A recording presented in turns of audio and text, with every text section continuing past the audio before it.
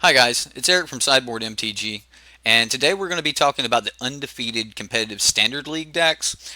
We just got our drop of the 24 decks that went undefeated. If you check the link in the description box below, you're going to find a couple more decks there that were not listed because there were too many similarities between them and some of the other decks that won. But the link I've provided does give you the full list, and I've got that full list pulled up here. So if you guys do want to check these out, kind of go over the decks themselves, first link in the description box is going to take you there. And then if you guys want to play these decks, don't forget the second link in the description box is Mana Traders. It's a rental service where you can rent any of these decks, play them for yourselves, test them out, decide where you want to be in this upcoming meta.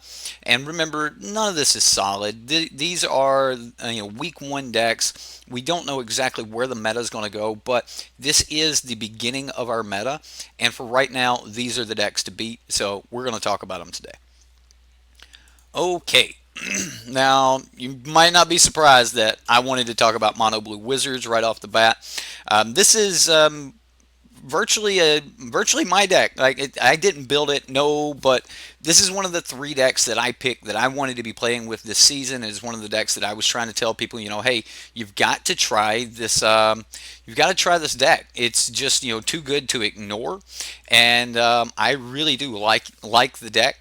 It does just kind of revolve around Tempest Gen. A lot of people are calling this like Mono Blue Gen, but I have won so many games not with Tempest Gen, just with pure tempo out of a Mistcloak Herald and Curious Obsession, trying to draw yourself enough cards so that you always have an answer for no matter what your opponent's playing. Now, when you do play this deck, and I can give a full deck tech on this later, but when you do play this deck, please remember that it is tempo. And with tempo, you want to kind of evaluate the board at every play. Do you have enough pressure to beat the opponent if you allow something to resolve? Are you going to be able to deal with something after it resolves? And if not, then you really need to counter that. And that's one of the biggest questions you're going to ask yourself every time that you're trying to counter a spell.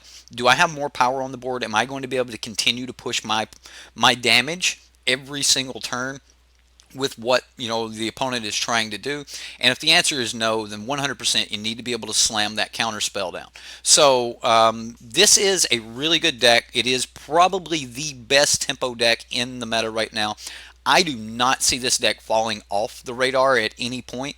I think just because of its early aggression or just early threat that has to be answered, and then the lack of ways for your opponent to answer it, because you've got a ton of ways to protect your threats with dive down, siren, storm tamer, spell pierce, things like that. I mean, you're always going to be able to counter your opponents with either Essence Scatter or bouncing them with Exclusion Mage. You've got a play set of Wizard's Retorts, and then you can just drop your really big bomb.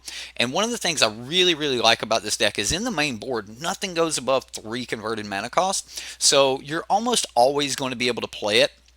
Now, this particular version only runs 21 lands, which is perfectly fine. I was actually thinking about cutting a land out of mine as well. So the deck is really sweet. I do need to hit on the kind of new card that is being played in this deck. Personally, I was running Naben in this spot, but I really like the idea of swinging with your creatures, like say, your Mistcloak Herald with your Curious Obsession on it, or even if you've just put Curious Obsession on your Night Sprite, and you're swinging in, you're going to declare attacks, you're going to be able to surveil one. Check that top card before you actually deal damage and draw the card. If it's not what you want, go ahead and bin it, put it in the graveyard, and then draw the next card. If it's exactly what you want, you leave it there, draw it, move on with your day. It works really well. I do like Night Sprite. I was personally looking at Night Sprite, Naben, or the new Deckhand card, the 2/2 that's unblockable for 2. Unblockable by spirits, but you can also give something else unblockable with that particular creature. So I do like Night Sprite. I like the idea that this is in here. It doesn't really fit with the idea of wizards or anything, but the deck is pretty sweet. Now, one of the problems I did have with the deck is if your opponent is able to resolve something huge, then you normally just can't get enough tempo through to finish the game. Carnage Tyrant was absolutely devastating for this, but I like the deck you see here before you, I put Sleep in my sideboard.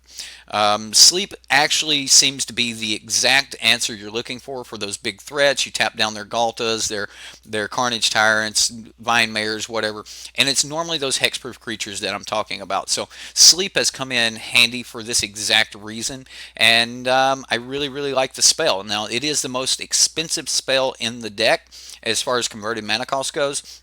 But all in all, this is a really, really cheap deck. I highly recommend that everyone puts it together on paper. It's a bunch of just, bulk commons and uncommons, a couple rares. There's not actually a ton in the rare slot in this deck. Tempest Gen takes up most of those. Your mana base is extremely smooth. You're never worried about, am I going to draw the wrong land? Am I going to draw a land that's going to come in tapped when I don't need it? You've got 21 islands. It's just not going to be a problem. So this is a great deck, and I'm just happy that one of the three decks that I picked did show up here in our first week. I don't think this one's going anywhere. I think we're going to continue seeing this deck. Probably might even get a little bit sick of this deck because this deck really doesn't allow your opponents to play Magic. You're going to play something on turn one, and then you're just going to kind of keep them from playing anything for the rest of the time, or if they do play something, it's not going to be very meaningful.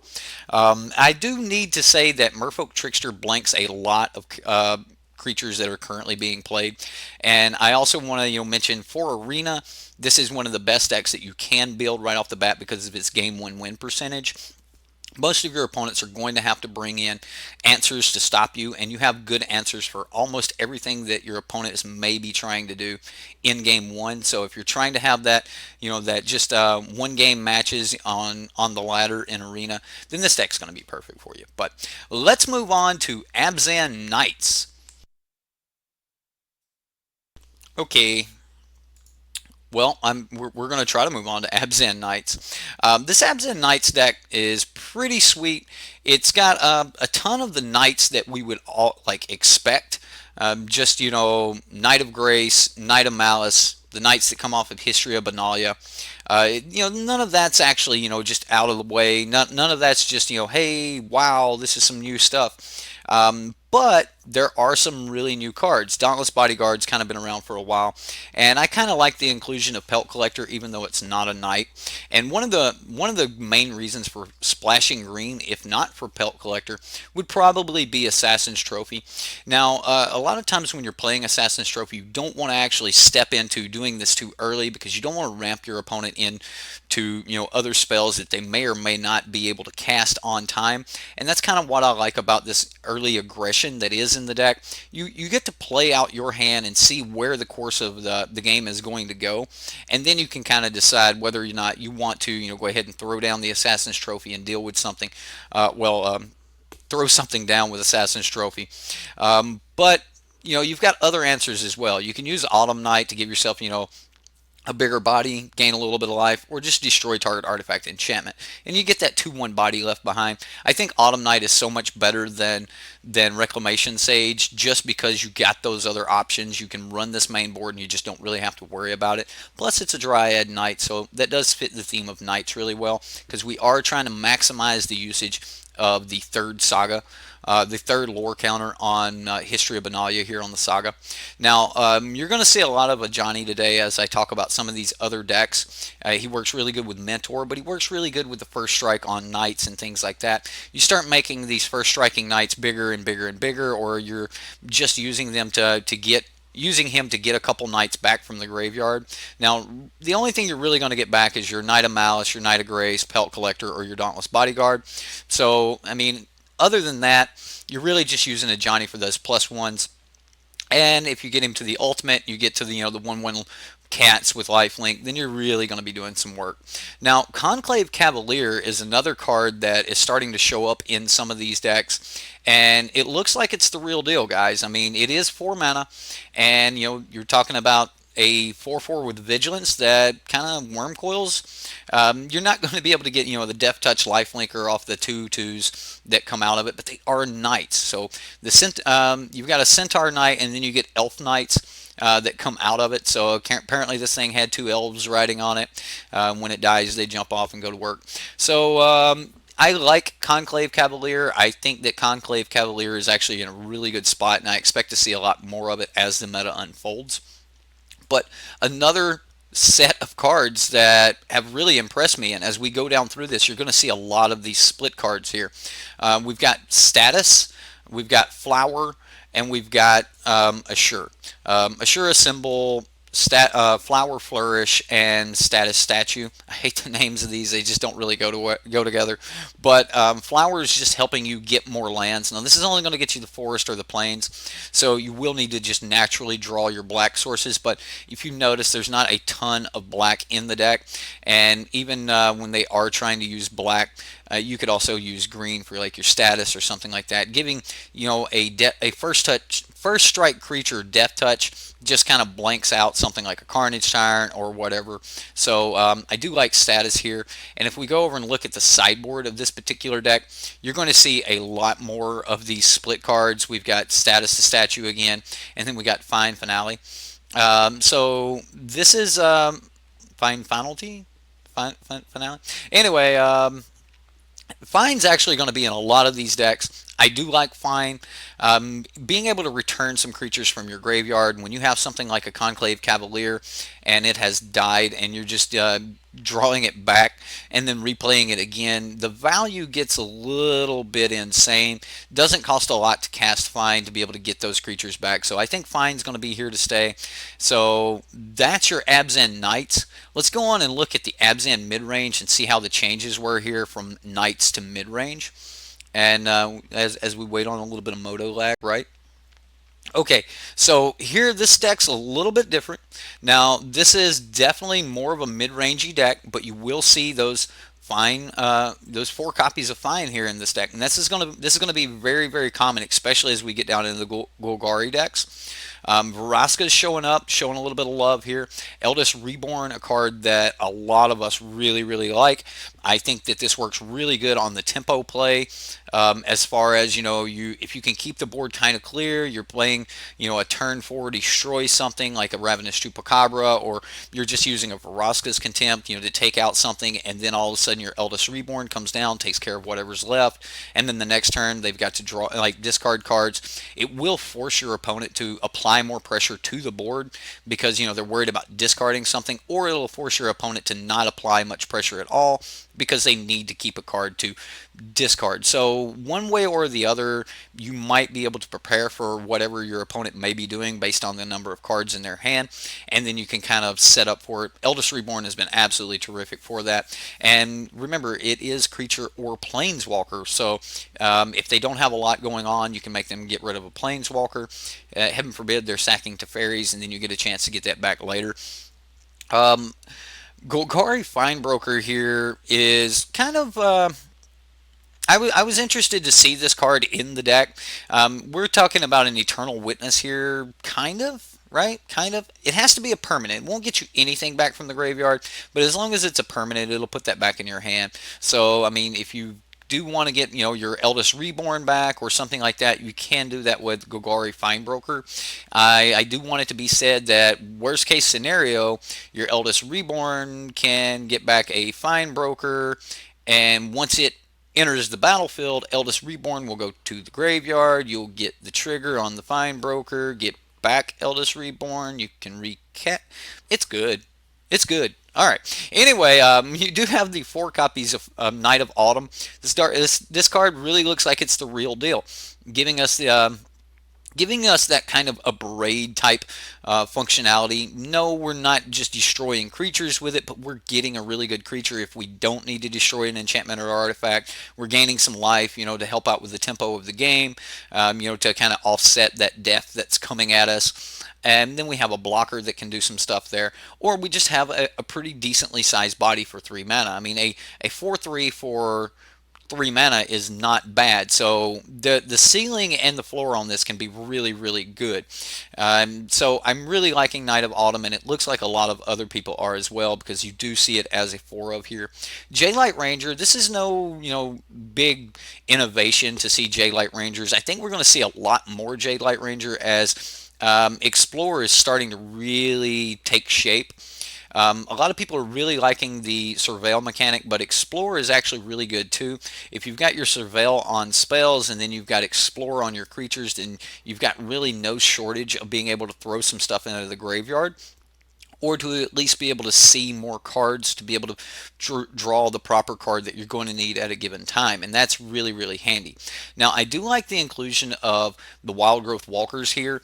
And with the inclusion of Wild Growth Walker, that means you're going to gain a lot of life. You're going to be able to technically get a really big guy going on.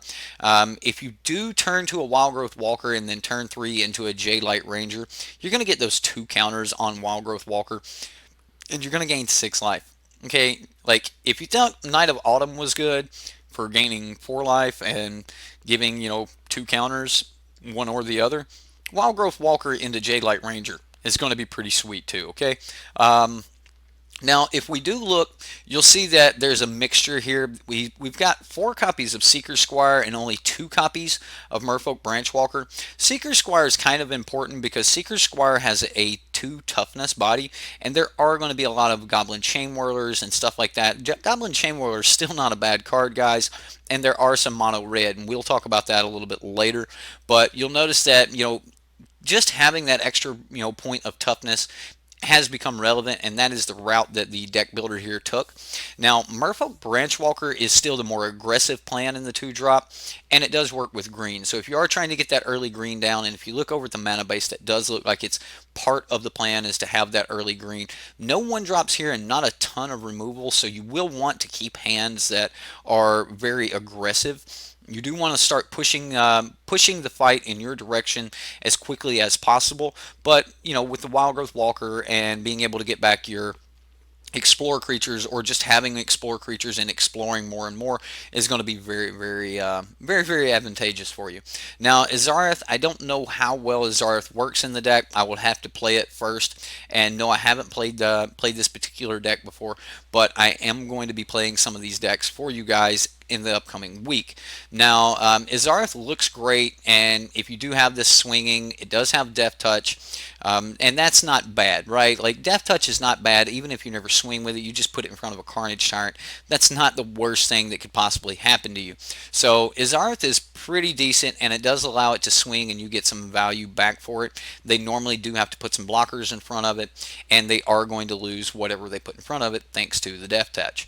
And the trigger is on attack, so you can even swing with Azareth knowing that it's going to die, but get back something else that's very important to you. Possibly even something like a Ravenous Chupacabra, which could clear the board and make sure that Azareth makes it through combat, which, again, there's a lot of technique here, and I think that this deck's going to result in a lot of interesting gameplay. So I kind of like the deck. I like where it's going. It's got a lot of decisions that need to be made, on your Explore triggers, on your Knight of Autumn, on your Azareth triggers. How are we bringing this back? Golgari Finebroker is going to give you, some options there. And the more options we have, the better I normally feel about a deck. Not to discount the fact that when you are using cards like Fine Finale, you have the second half of it. You may put 2+1/1 counters on a creature you control, then all creatures get -4/-4 until end of turn. That is pretty sweet in and of itself. Just because you get to have this, I'm going to just grab some creatures that they've already killed back from the graveyard, or I'm just going to wipe the board, and that's really, really sweet in these decks.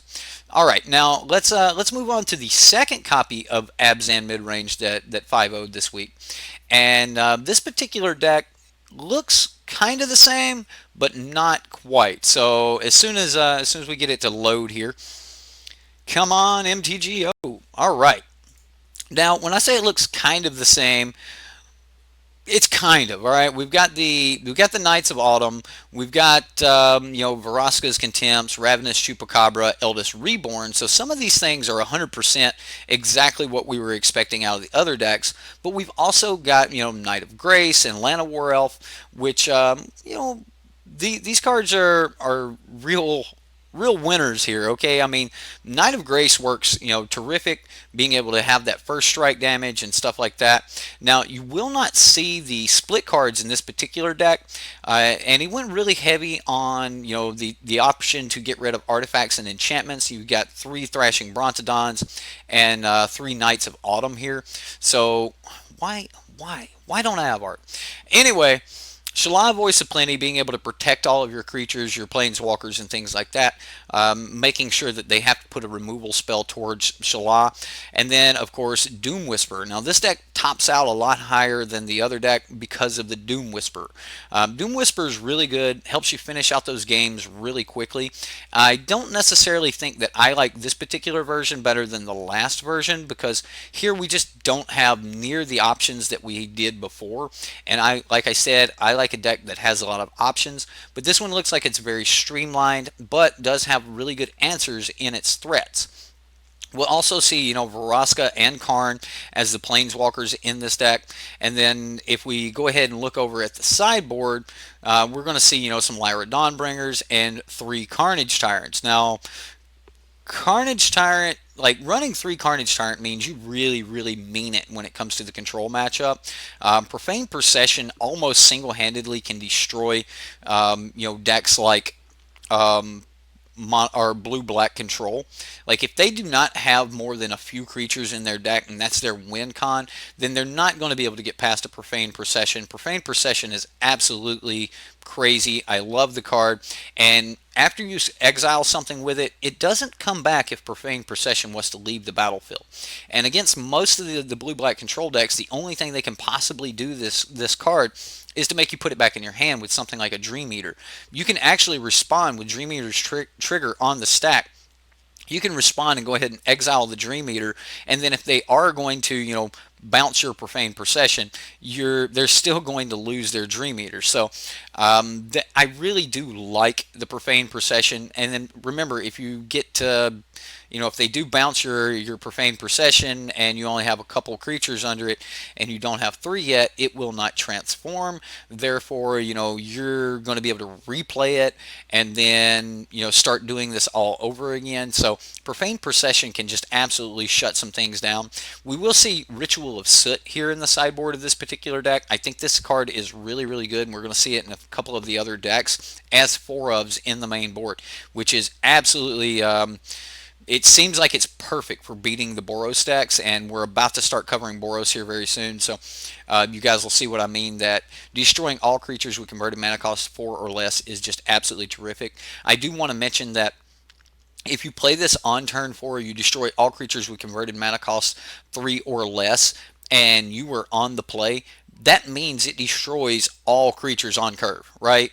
That means that you're the first person getting into your 4-drop. All creatures that are currently on the battlefield have to be 3 converted mana cost or less, unless there was ramp. Okay, so Ritual of Soot will take care of all of that, and then you get to follow that up on your turn 5 with an Eldest Reborn. So if you do Ritual of Soot on 4 and then Eldest Reborn on 5, you're probably looking at being able to deal with the entire board and then deal with their follow-up. So Ritual of Soot seems to be a serious contender here for black board wipes. All right, now let's go ahead and jump down to Azorius now that we've talked about the Abzan decks a little bit.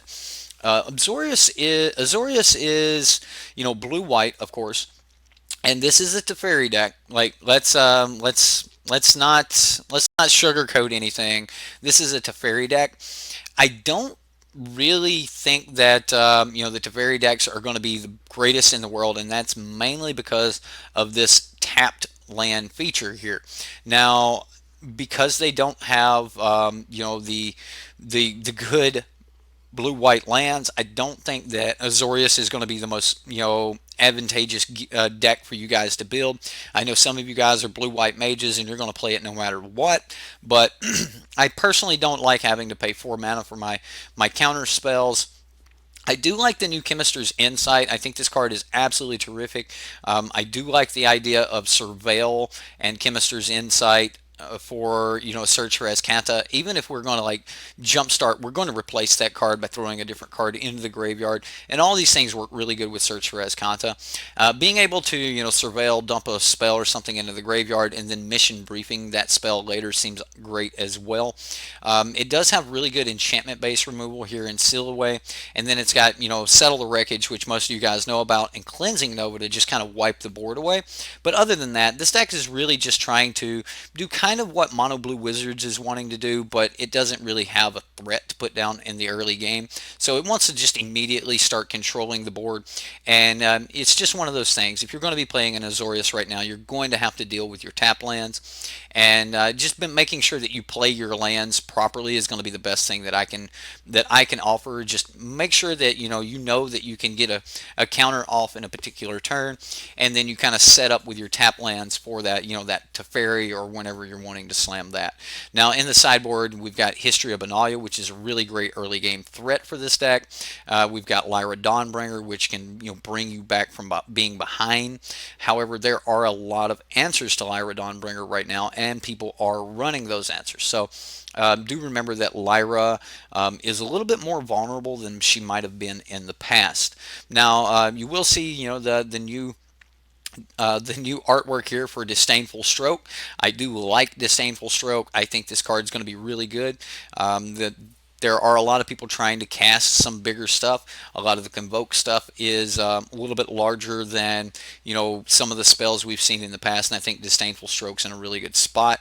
I think it's a lot better than trying to run like Mainboard Negate and stuff, but you will see that this particular deck had multiple Essence Scatters, one Mainboard Negate, and one Mainboard Disdainful Stroke. So I do think that Disdainful Stroke is mainboard worthy in certain situations. I think almost every deck is going to give you a target for Disdainful Stroke, unless you're playing against Mono Blue Wizards, and then you've got a dead card in your hand. So do remember that.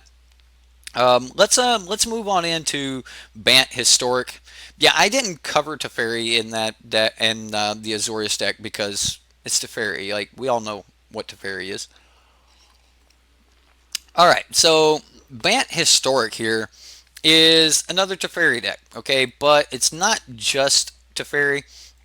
We've got everything from March of the Multitudes, Lyra Dawnbringer, Shalai Voice of Plenty, History of Benalia, Night of Autumn. Like the list is just kind of, it's very aggressive but yet very controlling. I kind of like this list because it looks like it may actually be trying to do something more than just drawing cards with Teferi. Teferi being a repeatable bounce action or giving you a little bit more card advantage is fine, but this deck is not trying to take major advantage of Teferi's untap ability, which is a little bit strange for me. Most of the time we're wanting Teferi to untap stuff so that we can do stuff on our opponent's turn, and you'll notice in this particular deck that's not really the case. So I think Teferi is at his best spot here, neg 3ing to kind of clear something from the board so that you can get through, and in that particular way you can time walk your opponent. If they tapped out, spent 5 mana to play a creature that didn't do a ton when it came down, Teferi is going to just bounce that creature. They got to spend all that mana again. We'll say something like Gigantosaur, right? Teferi bouncing a Gigantosaur, allowing you to get in with your Jade Light Rangers and things like that. Works really well. Now, you will see cards like Dryad, Greenseeker, and Imara here. Imara is actually really good, and we're going to see her in some of the Selesnya decks as we get a little bit further along. But Imara as a 4-of in this deck kind of surprised me, as I don't expect her to get removed as often enough for me to warrant a 4-of in this particular deck. But Imara is here, and she does make soldiers, and she is a cleric. She's an elf. Doesn't really go with any of the tribal or anything that's going on in the deck, which there really isn't much tribal in the deck. Just pretty much History of Benalia is the only thing it really cares about a particular tribe. But History of Benalia will make its own knights, and then you can kind of get a little bit off of your Night of Autumn here.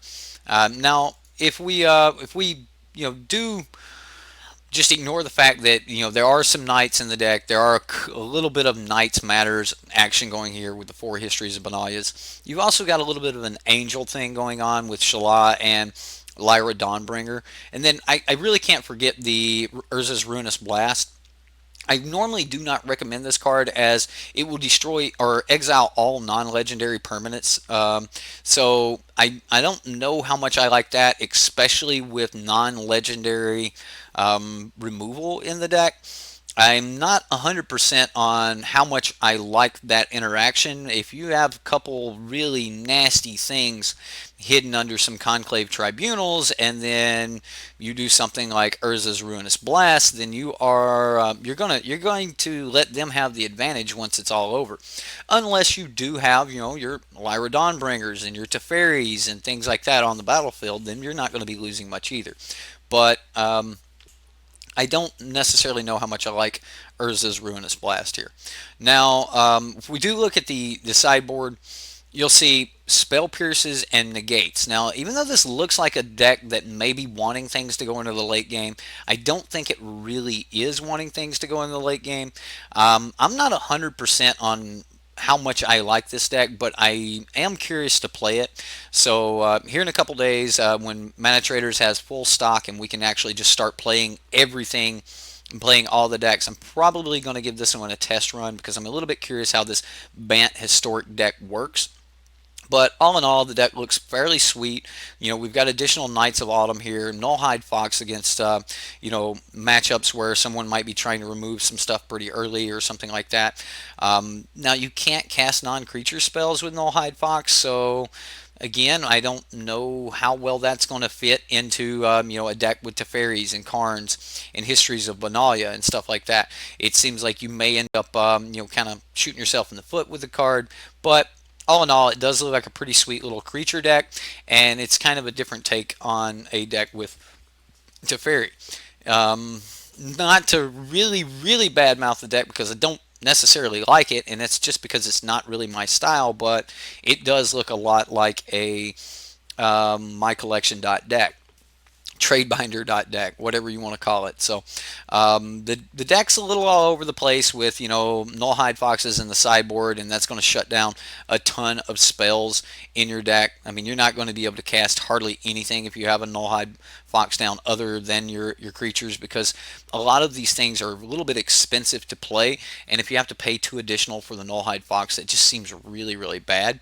But the deck did 5-0, so I guess I just have to play it and find out for myself. But doesn't look like where I want to be in standard.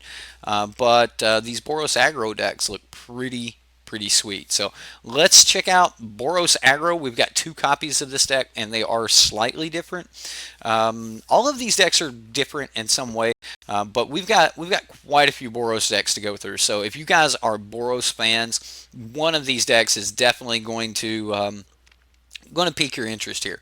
Now, this first one is not necessarily Boros Goblins, because we do have a Boros Goblins deck down here that we're going to look at in a minute, but you're going to see some repeats of some of these cards, and I think that's probably the big takeaway from the Boros deck. Now, this is kind of a Boros Mentor deck, right? So, we've got Mentor on our Boros Challenger, we've got Mentor on our Goblin Banneret, we've got Tajik, who is probably one of the best Mentor creatures, and then, of course, Legion Warboss. We know this is a great Mentor creature. I do wish that, at the beginning of combat it got a plus something based on how many goblins you control or something. It gets +1/+1 for each goblin you control or something. Like that would have been absolutely perfect, being able, to buff this guy up so that it could do more.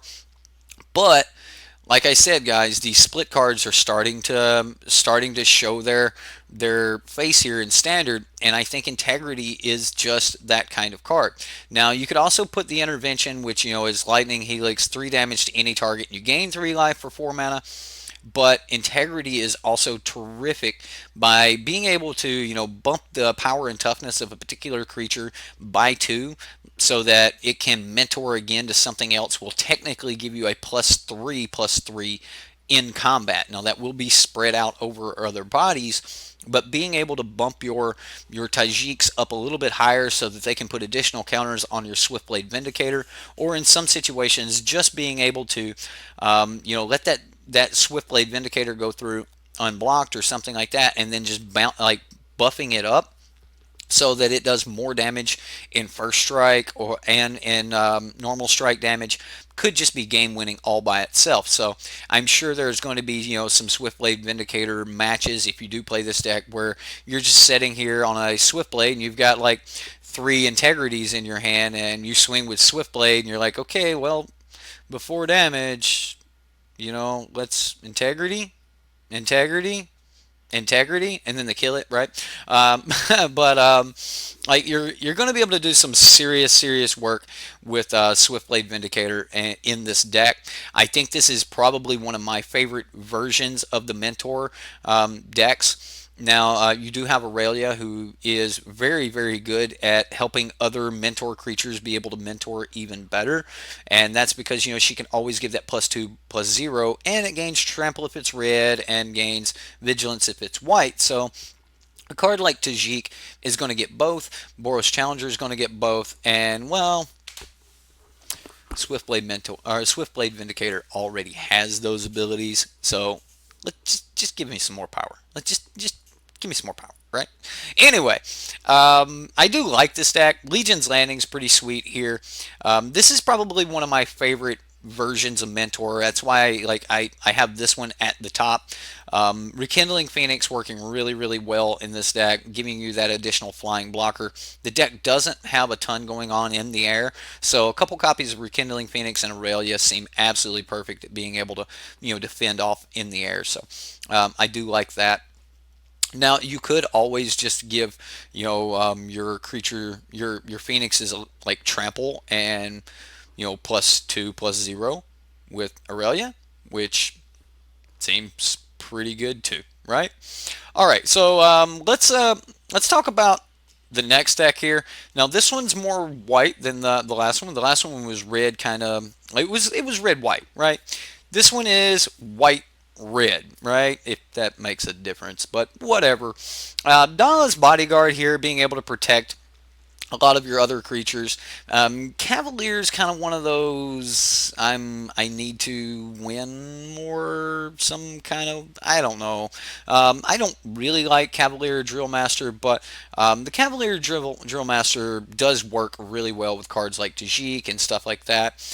Being able to boost up the power and toughness of your mentor creatures does seem like that's the route that you want to take.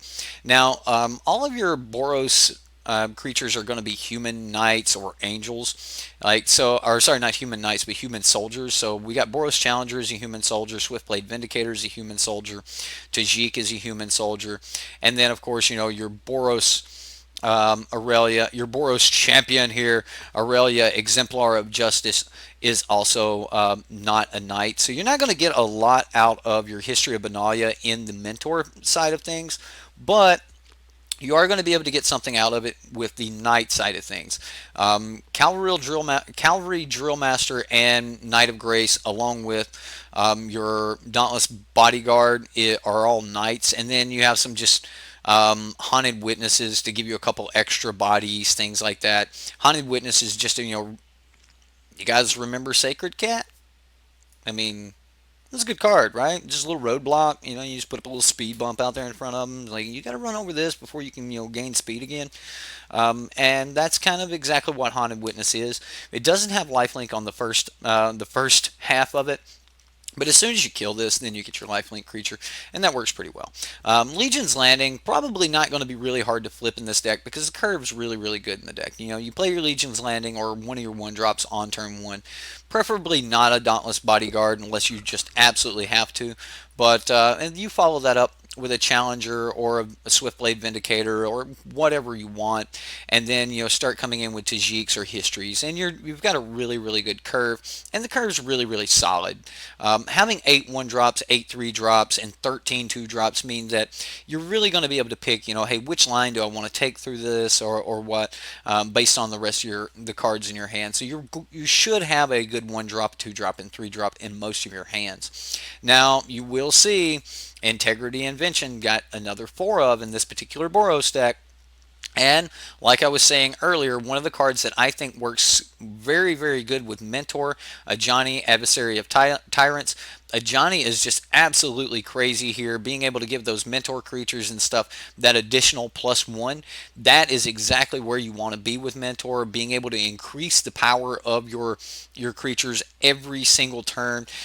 If you were able to to make a perfect little world there, you'd be able to increase Tajik's power every turn, which would then allow Tajik to be able to increase the power of your Boros Challenger, and then your Boros Challenger would be able to increase the power of your Swiftblade Vindicator, and you're getting so many counters per turn that way that it would just be absolutely wonderful. But that is kind of living the dream, right?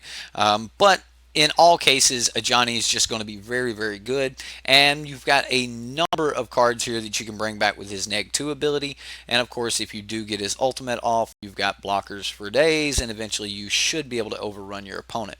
Now, I didn't really talk about the sideboard of the last deck because it's got a lot of the same cards that we're seeing in the sideboard of this particular deck, and that is Justice Strike. Now, this card looks like it's really good, being able to deal with things like Galta, for 2 mana is insane. I mean, let's face it, they only spent 2 mana to cast it in the first place, so we should be able to deal with it for 2 mana, right? I do like Justice Strike. I think Justice Strike's a great removal piece, and it is instant speed, so you're going to be able to, have a creature deal damage equal to itself, equal to its power to itself. And if, let's say it was something like a Ripjaw Raptor, like, you're probably not going to be really happy about that, but if it does block something with first strike, you can put this on the stack before damage, or go ahead and just put this on the stack before damage. Then they're going to draw a card, but they've already decided to block. Your first striker will kill that in blocks, and then you gave them 2 cards, so it's not the greatest thing in the world, and I think that Ripjaw Raptor may end up becoming playable again. So that makes sense that this is in the sideboard. I don't really know just how well this is going to work against some of the meta, because most of the really powerful cards that are getting played do not have the same power and toughness, but luckily they're not all like Aurelia. Like, most of them are more power than there is toughness, and in those cases, Justice Strike is going to be absolutely terrific. I was a little mixed on Justice Strike at first, but it does look like it's going to be a pretty decent card. Again, it's another answer for a card like Lyra, which is 100% something that people would be trying to bring in against you in a deck like this. So, but you have a couple copies of your own that you can throw in. Deafening Clarion is another really good spell.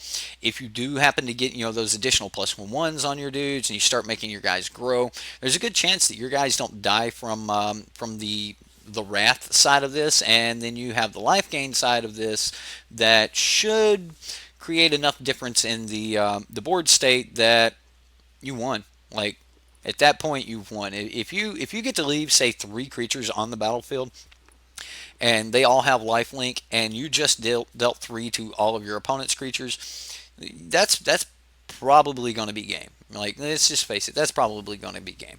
I was a little bit interested to see the Memorials to Glory here, and then this deck has Experimental Frenzy. A lot of people were playing around with cards like Vance's Blasting Cannons, and I think once you finally get to top deck mode, this card's pretty good. I mean, you can always look at the top card of your library, and you can play cards from the top of your library, but you can't cast anything from your hand. And do remember that you are eventually going to draw a handful of cards after you put this out. You still draw a card each turn, no matter if you in your upkeep, you just dig through your entire library. Most of the time, though, you're wanting to set up a situation where you're casting everything in between lands. So if you have 3 spells between the land you just drew and your next land, you're not going to be able to play those lands, right? Like, so you're not going to be able to play a land from your hand, but that's more than likely what you want to be drawing. So draw a land, play through your spells, play a land from the top of your deck, and then you will play through your spells again. Personally, I would love to be able to leave like an instant or something on top of my library at all times, but you're just not going to have that in this world. So let's move on to Boros Dragons, and then we're going to talk about some Boros Goblins. But there are quite a few Boros decks here, and we haven't even gotten into mid range yet. All right, so Boros Dragons here. Not as many dragons as you might think, but I did name it Boros Dragons or call it Boros Dragons because of Sarkhan Blood, Fireblood, right? I mean, you've got Vitrix Bladewing and Demanding Dragon. And then you've got Sarkhan Fireblood here, which is going to allow you to play something like a Demanding Dragon on turn 4. Being able to have additional mana to be able to kick Vitrix Bladewing is absolutely terrific. I mean, it only takes 3 to kick this. So, I mean, this is a 7 mana 2/4/4 Dragons, which is pretty good. I mean, getting Vitrix and Karux down are like that's a huge stake. Putting 2/4/4 flyers down on the battlefield is great. And Sarkhan will really help you get there. Now, this is a deck running Goblin Chain Whirler, so do be wary that there are decks running Goblin Chain Whirler. Don't completely give up on it and go, yay, we can just make all the 1/1s in the world. Oh, crap, that's a red deck. Because that's what's going to happen. I mean, there are red decks. I mean, there's even mono red that we're going to talk about in a little bit. There's a mono red mid range, so you still got the low to the ground burn red decks around. This is almost a mono red deck. This is a mono red deck splashing white for Justice Strike, so it very narrowly even made it in the Boros list, but it does have Clifftop Retreats, and it does have some Plains and Sacred Foundries and Justice Strike. So this is as much of a mono red deck as the mono green was in the past, being green black. So yeah, I probably worded that wrong, but whatever. Lava Coil here in the sideboard. I was really expecting to see more Lava Coils, but this particular deck's only got 1 in the main, 1 in the side. It is a sorcery. We used to play Roast back in the day when fetch lands were in standard. We were playing a lot of Roast, and Lava Coil reminds me a lot of Roast. Not as quite as powerful as Roast because it's only 4 damage instead of 5, but all in all, the card's really good, and it can hit flying creatures, which Shala is in a lot of these decks, as we have seen. So being able to have an answer to Shala seems great. Lightning Mare here, 1 in the sideboard that I wasn't exactly expecting, is pretty cool. I do like the fact that Lightning Mare is here. You can't do anything about it with a blue card, so if they do have a lot of blue, then you're just gonna be swinging through them, and this could be really good against the mono blue Wizards tempo. And I really do think you guys are going to see a lot of mono blue Wizards because the deck is really cheap, and people can build it on both Arena and in paper. They can also build it really easy here on Magic Online. So I do think that having an answer for mono blue Wizards seems really good. Having a creature that just can't be countered and can't be blocked by blue creatures is great. And then the fire breathing on it's not bad either. It's only two mana for 1 damage, which we were playing around with PNLR. We're used to paying 2 mana for 1 damage, so yeah, it's not a bad card. Fiery Cannonade here deals with most of the Boros decks, deals with most of the other low to the ground aggro decks, but I personally think that you probably could have gotten away with something else other than Fiery Cannonade, probably the Deafening Clarion or something like that. But Fiery Cannonade is instant speed, and it's only 2 damage. And then, of course, you've got Fight with Fire to deal with like Lyras and things of that nature. Jaya Ballard to help you get into some of these bigger spells a little bit easier. And then Banefire because, who doesn't want to Banefire somebody for 20, right? Anyway, let's move on into Boros Goblins here. The Goblins deck, I was kind of expecting, a couple different Goblins in the deck. It is Boros because, we are running cards like Radiant Destiny. I'm not 100% why there is a Radiant Destiny here in the sideboard. You'll notice that he does have a Radiant Destiny in the sideboard and some Vanquisher's Banner because I guess sometimes you just want to have really, really big goblins. But all in all, this is a Goblin Chain Whirler deck. And we haven't even gotten to mono red, and we've already covered 2 Goblin Chain Whirlers. So, do remember Goblin Chain Whirler's still here, and he will do devastating things to your board. First Strike seems to be very, very good at beating most of these Boros decks, as a lot of them are not going to have better than a 3 toughness on their creatures. And you're going to be able to do some major things here with cards like Legion Warboss, Goblin Chain Whirler, your Crater Maker. Your Crater Maker is another one of those cards that feels like a braid, right? Being able to deal 2 damage to a creature, or being able to just destroy target non-land or colorless non-land permanent. So we're basically just talking about artifacts right now. But Crater Maker seems to be a really good goblin, 2/2 for 2, and then you pay the extra one for an ability. It doesn't seem very bad at all. And, worst case scenario, you could always just sack your Skirk Prospector to make the 1 mana to be able to deal with something on turn 2. But I don't really think you're wanting to do this on 2, so it works really good as, bringing this out early. You've got a nice little beater. They go to deal with it. You use it to deal with something else and just kind of move on. Fanatical Firebrand also pairs well with it to be able to go ahead and put 1 point of damage on a target, and then you can go ahead and put the other 2 points of damage to deal with a 3-powered creature. They're only running 2 copies of Lightning Strike, which kind of caught me off guard. I would expect more Lightning Strikes, but I guess that's fine.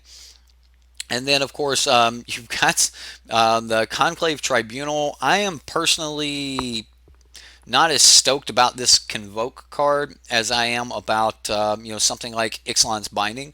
This is just not the replacement for Cast Out that I was wanting, but Convoke Tribunal, it seems like a lot of people are playing with it, and I guess being able to tap a couple creatures to make it easier to cast is probably not bad. So Volley Veteran showing up, giving yourself a way to deal damage to target creature equal to the number of goblins you have, which basically is one of your big goblin payoffs in this deck. And then your other big goblin payoff is going to be Siege Gang Commander. So you can start like just throwing those goblins at people, like catapult. Yeah, right.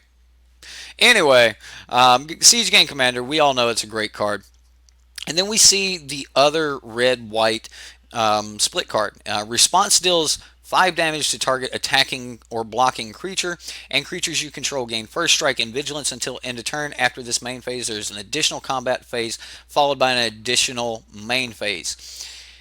If you tap out and they cast Resurgence for 5 mana, I am sure they have something on the battlefield that's going to be devastating. Okay, even a Legion Warboss is going to be able to get in for enough damage that you're going to regret letting them have two unstoppable, combat phases. So be really, really wary of response to Resurgence. There are just going to be some I gotcha moments out of Resurgence, and I think a lot of you are going to have fun playing with that card. So the card looks like a ton of fun. When we get over to the sideboard here, we talked about some of it. He's a little bit more in on Lava Coil. Also got a couple risk factors here in the sideboard, which I thought was very interesting.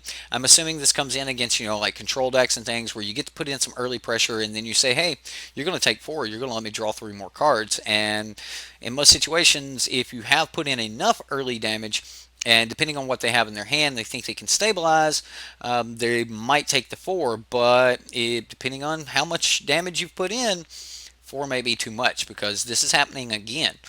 You're going to draw another land at some point, or a Skirk Prospector that you don't need. You're just going to throw it away and burn them for 4 more. And at that point, it just could be over. They may have to give you the cards. And that's not horrible either. So, Goblin Trashmaster, another way to destroy artifacts, but this also pumps your entire team. Additional Volley Veterans, I'm assuming, comes in against creature decks. And then, Vanquisher's Banner, every time you cast one of your creature spells, because they're all goblins, you're going to get to draw another card. And then 3 copies of Banefire, because who doesn't want to Banefire somebody, right? Anyway, I like Banefire, guys. Like, in case you haven't noticed, I think Banefire is a pretty cool card. All right, so now we're on up to Boros Mid Range. All right, Boros Mid Range. Pretty cool deck. Um, I am really, really loving the interaction between Adanto Vanguard and Deafening Clarion. Okay, so Adanto's Vanguard is going to get that +2/+0 until end of turn anyway. So you can actually pay the 4 life to give this indestructible, then Deafening Clarion, wipe away the board, and then you're just going to gain 3 of that life back because you're also going to be able to give lifelink to your Adanto's Vanguard. Anything else that happened to live through this is going to do really well as well. You've got 4 copies of Lyra Dawnbringer and 3 copies of Shala in this deck.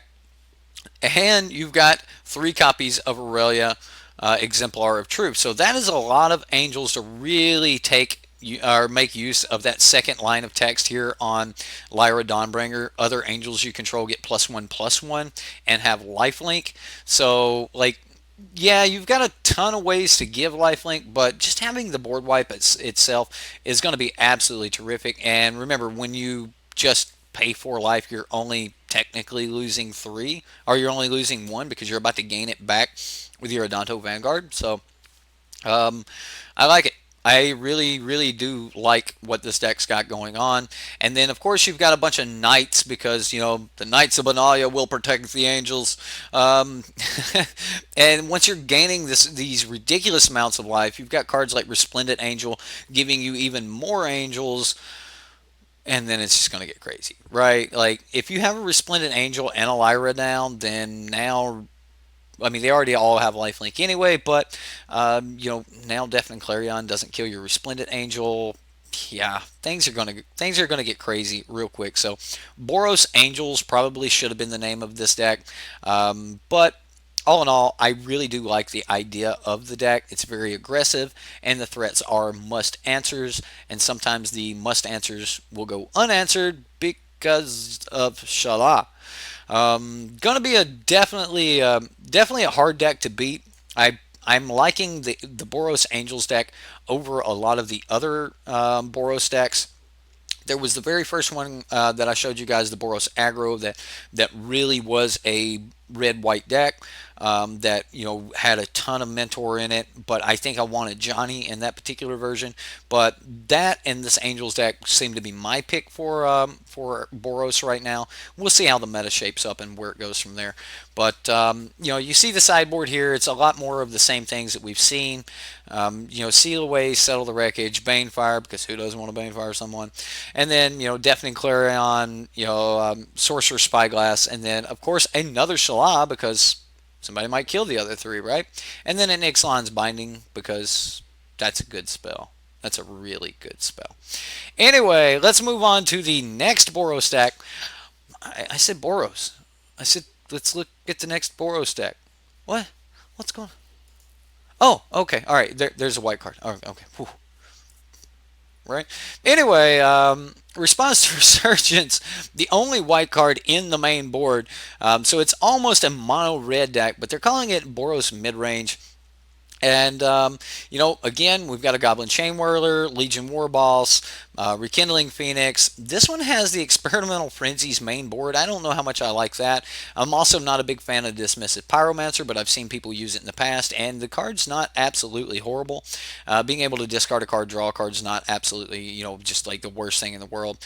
And then, of course, the Creator Maker, great little goblin, you know, feeds the strategy of giving yourselves, you know, more and more options with your cards. I love cards that have options on them, and Creator Maker is great for that. Runaway Steamkin, a card that I originally thought we could just grow and grow and grow, but, you know, then I read it again after someone pointed it out to me in chat that, you know, you're only going to get 3 counters on it, you know, because if you don't have fewer than 3 counters on it, if you have 3 counters on it, you don't have fewer than 3, and then you don't get the ability. So, yeah. Steamkin can get up to a 4/4, which is pretty good. I think it would have been better if it had trample. There's a lot of other things you could have done with this card, but I still think the card is pretty good by itself. I don't know. I have yet to see anyone actually pull the counters off of it for 3 red mana, but I could see you doing that if you were just trying to, like, you'd already swung and now you just want to sack some of your goblins for Siege Gang Commander. You will notice that that's kind of one of the reasons for some of these other goblins in the deck, and Legion Warboss is going to feed your hand of goblins very very well. A couple turns with Legion Warboss, even if he doesn't swing, you're sending in some other creatures, things like that. Legion Warboss is going to give you some goblins to sack to your Siege Gang Commander, and even after you've sacked all of your token goblins, keeping a Legion Warboss around can allow you to, sack goblins at instant speed. You've got multiple goblins swinging at them, whichever one they decided they were going to eat, with by blocking or whatever. That could be the one that you just, send towards the opponent's face, that sort of thing. And in those situations, the goblin probably did more damage as a cannonball. Anyway, moving on into the sideboard here, we've got a, siege. Sheevan Fire, which is showing up in a lot of these. He really meant it because he really, really wants to Banefire someone. He's got 4 copies of Banefire, 4 copies of Ixalan's Binding, 2 Cannonades, 2 Deafening Clarions. I'm guessing that maybe he was trying them out, like which one does he like better, which one's better in a particular situation or something like that. So just like maybe doing this split in your deck somewhere and then trying it out and seeing what you like the best, maybe where you want to go. And then, of course, Lava Coil and Sorcerer's Spyglass to round everything out. So not a bad deck. Hard to call this Boros, but whatever. Our next card here is a Boros Mid Range. 3 Lyra Dawnbringers, 3 Aurelias, and Resplendent Angel. That makes up your Angel package here, and then Aurelia, Tajik, and Swiftblade Vindicator are all part of your Mentor package. I know Swiftblade Vindicator doesn't have Mentor on it, but you're going to see this run with Tajik so often because of what they do together. I mean, it's just really, really works out for your curve. And then, of course, you've got, Knight of Grace always having that first strike. If it can get in a counter from something like a Tajik, then, you're really going to be doing some good work.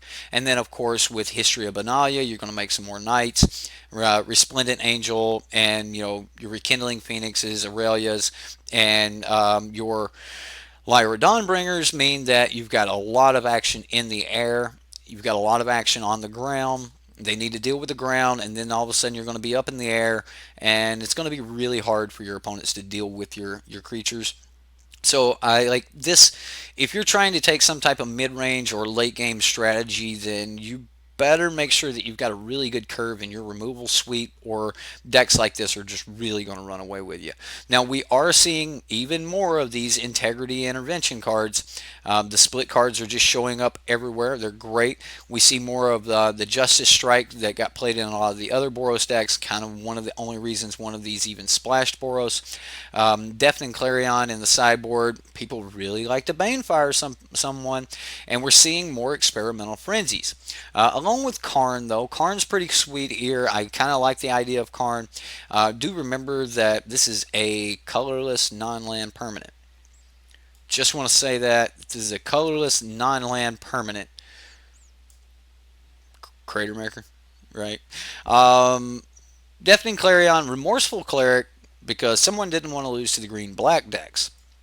All right, so that is the end of the Boros decks. Maybe there's one in that list there that kind of piques your interest, and with all of their different play styles. Remember, all of them completed a 5-0 league. Granted, this was week 1, and there's a lot of people that weren't playing with the new cards yet and things like that. So I don't really know how to take a 5-0 at the current moment, but these decks do look really sweet, and I'm glad there's an assortment of them for us to pick through and kind of play around and test with. Now, this is a Dimir control deck, and this one's pretty much like what everyone was wanting to see, right? Control using Doom Whisperer and Dream Eater, and this is it. That's bam. There's your deck right there.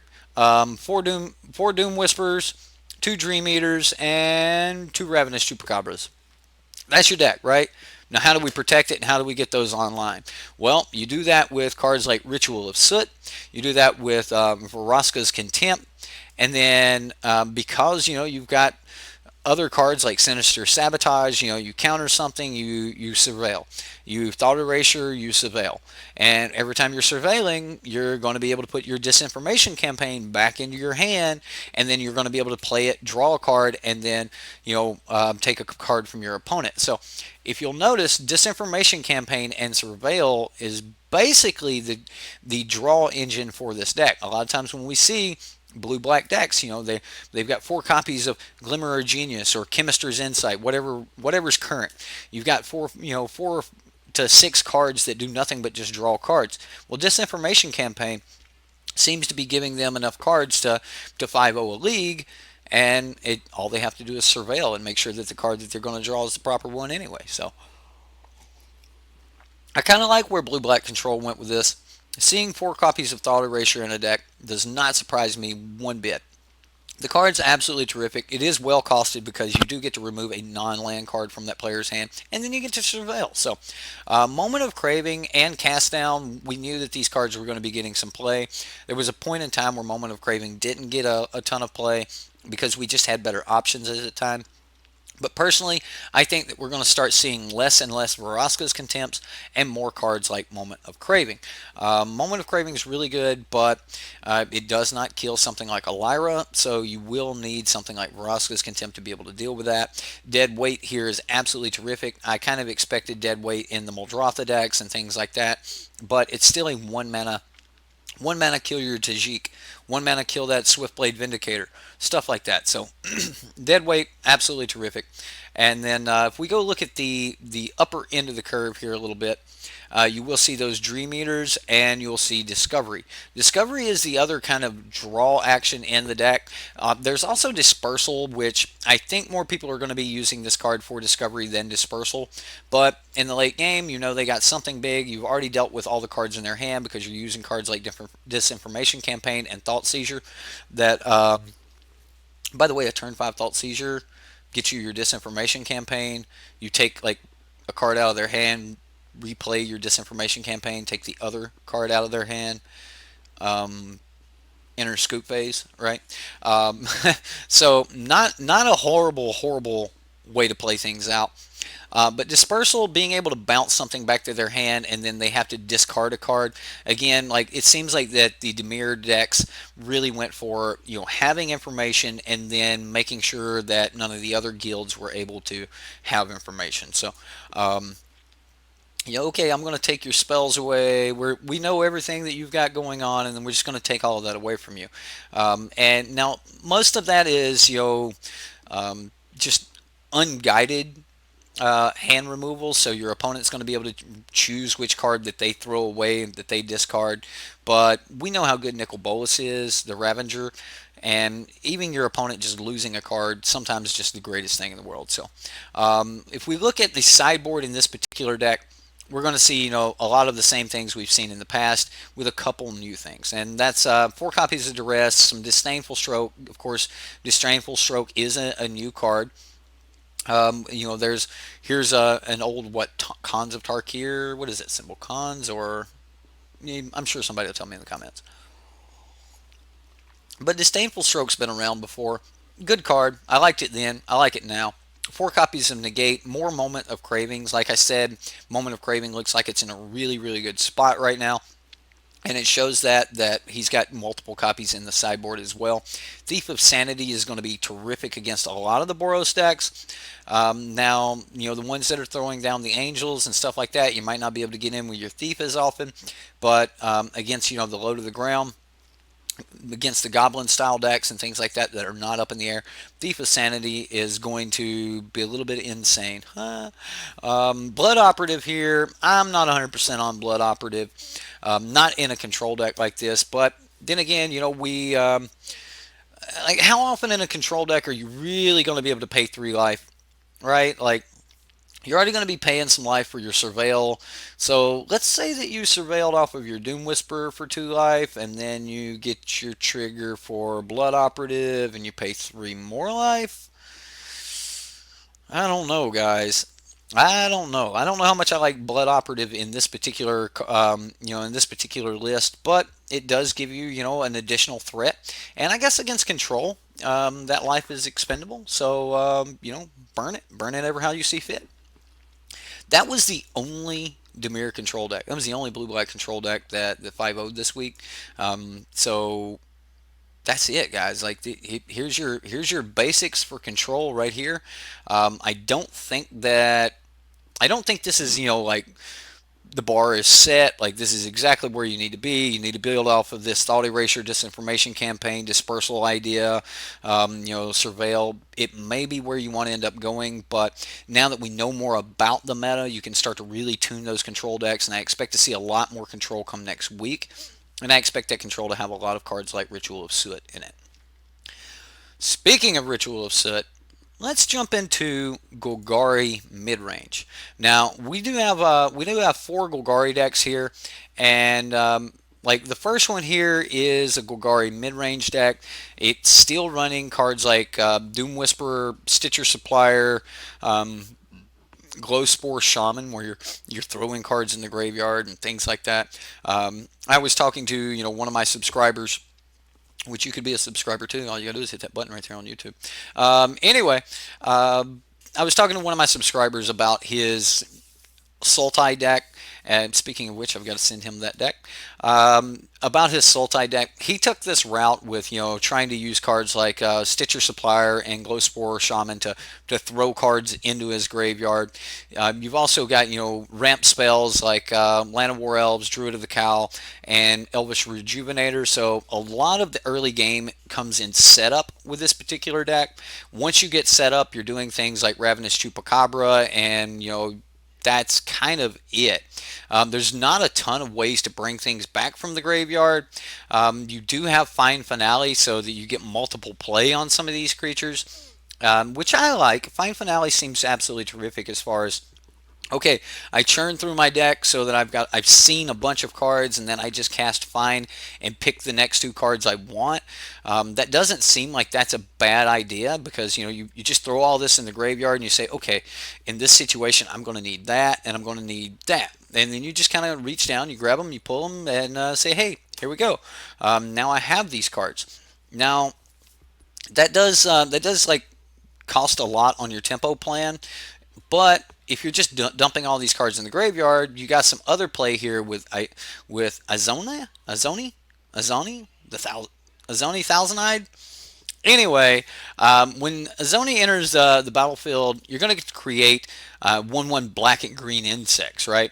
And the black and green, you get 1 for each creature card in your graveyard, because that's how Undergrowth works, right? The number of creatures in your graveyard. So you're going to get the 1/1 black and green insects, which are pretty good at like holding off the board while you try to beat them to death with a Doom Whisperer or something like that. But you can also like sacrifice another creature to gain a life, draw a card. Now that's kind of opposite of what we're used to in black. We're normally like, wait a minute, I gain a life and draw a card, because I normally lose a life and draw a card, right? That's not the case here with a Zoni. He's got the green, so the green gains a life, right? I guess whatever. Anyway, Zoni's pretty sweet.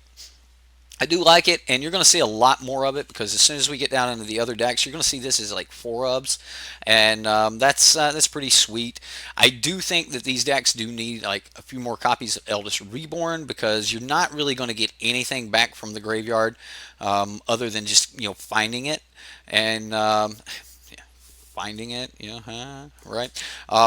Eldest Reborn will actually like is your pretty much your only way to recur something from the graveyard, and that's it. I mean, you just got to keep drawing cards. You thin the deck. You've got a lot of ramp. You're going to try to cast Doom Whisperer or your Azani as early as possible with as many triggers as possible.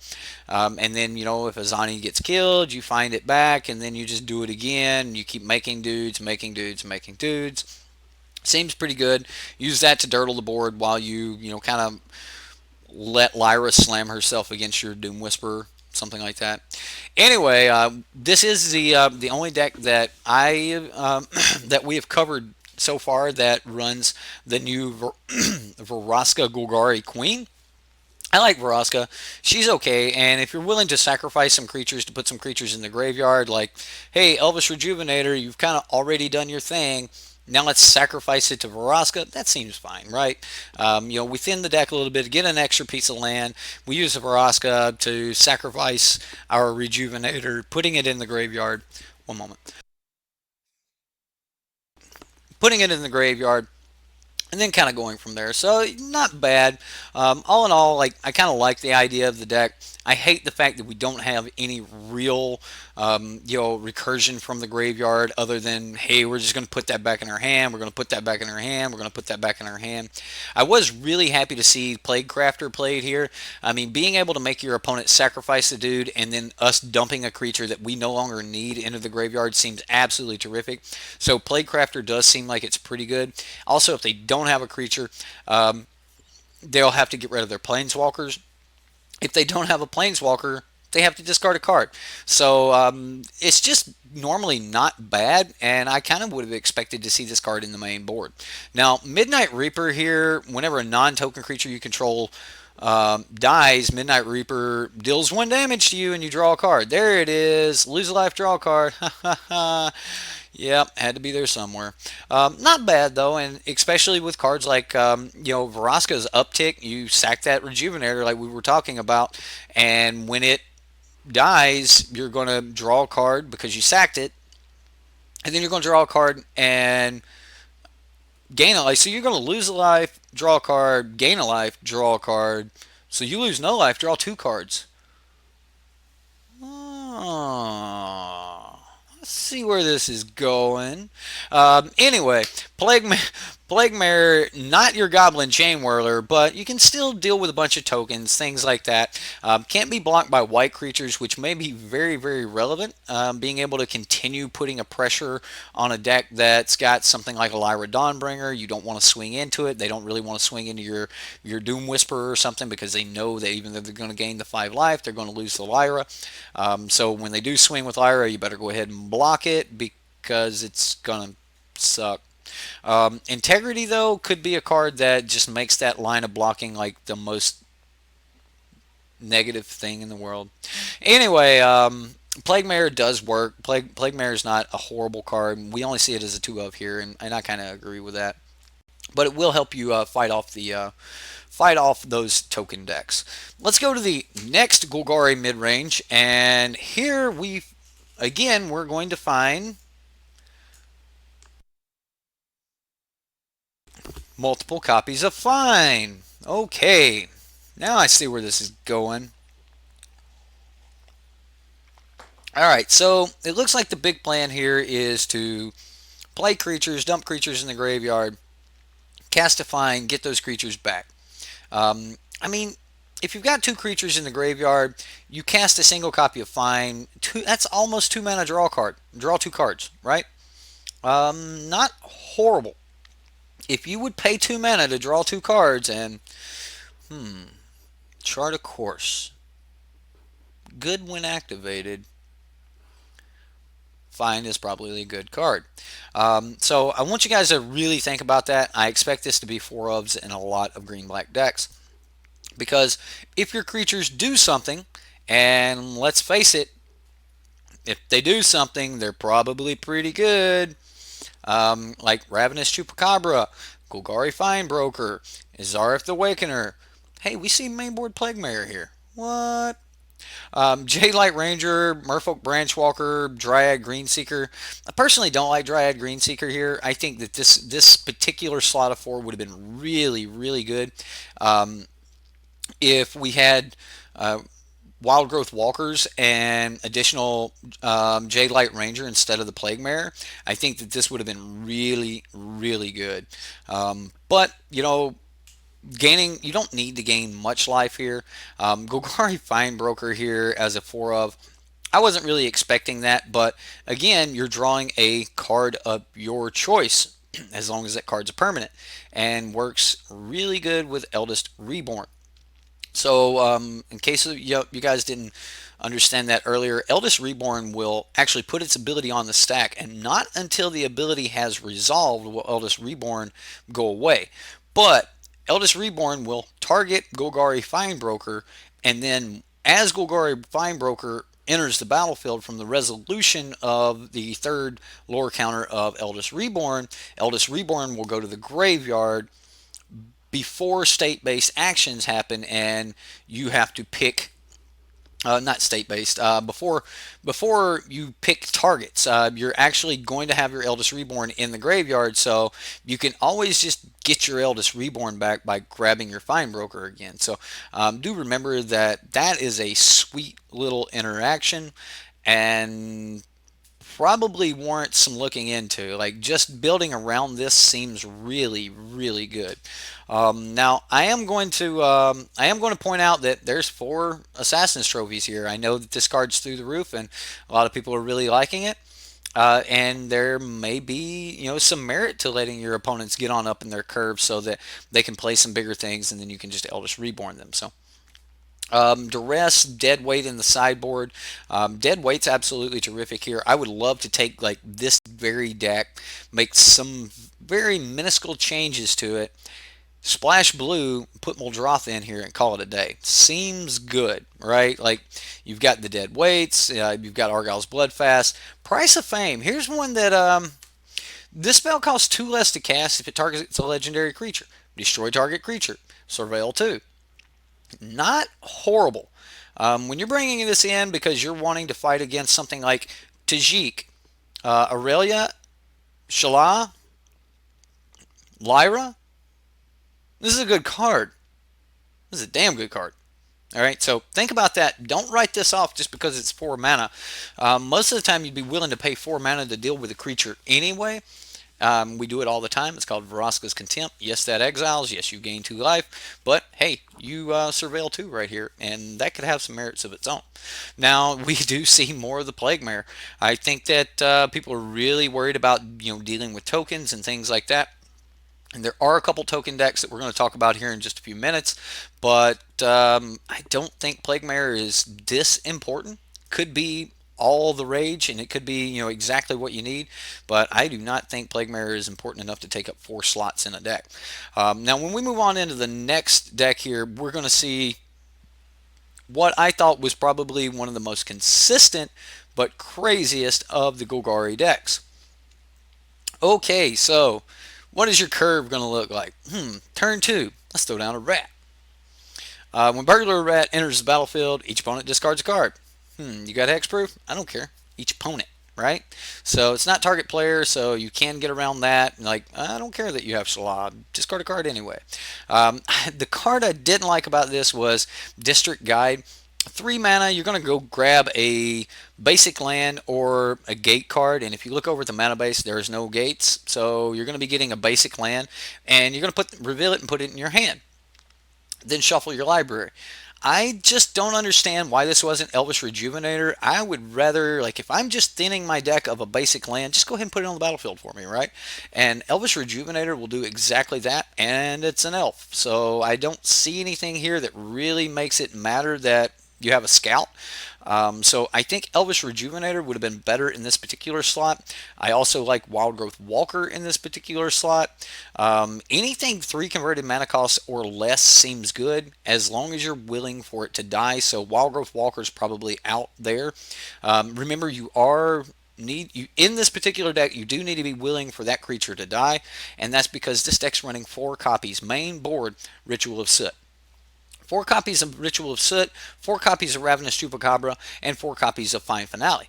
Now, if you do use the second half of Finale, you're looking at, -4/-4 to the entire board, and that's going to wipe everything else out as well. So, why do we want all these cards to die? Like, Dusk Legion Zealot, great card, by the way. Like, I think you guys are going to really love this card if you were a fan of Glint Sleeve Siphoner, and by no means is this a Glint Sleeve Siphoner, but there is nothing wrong with this card. 2 mana, you get a 1/1 body, draw a card, lose a life. No big deal.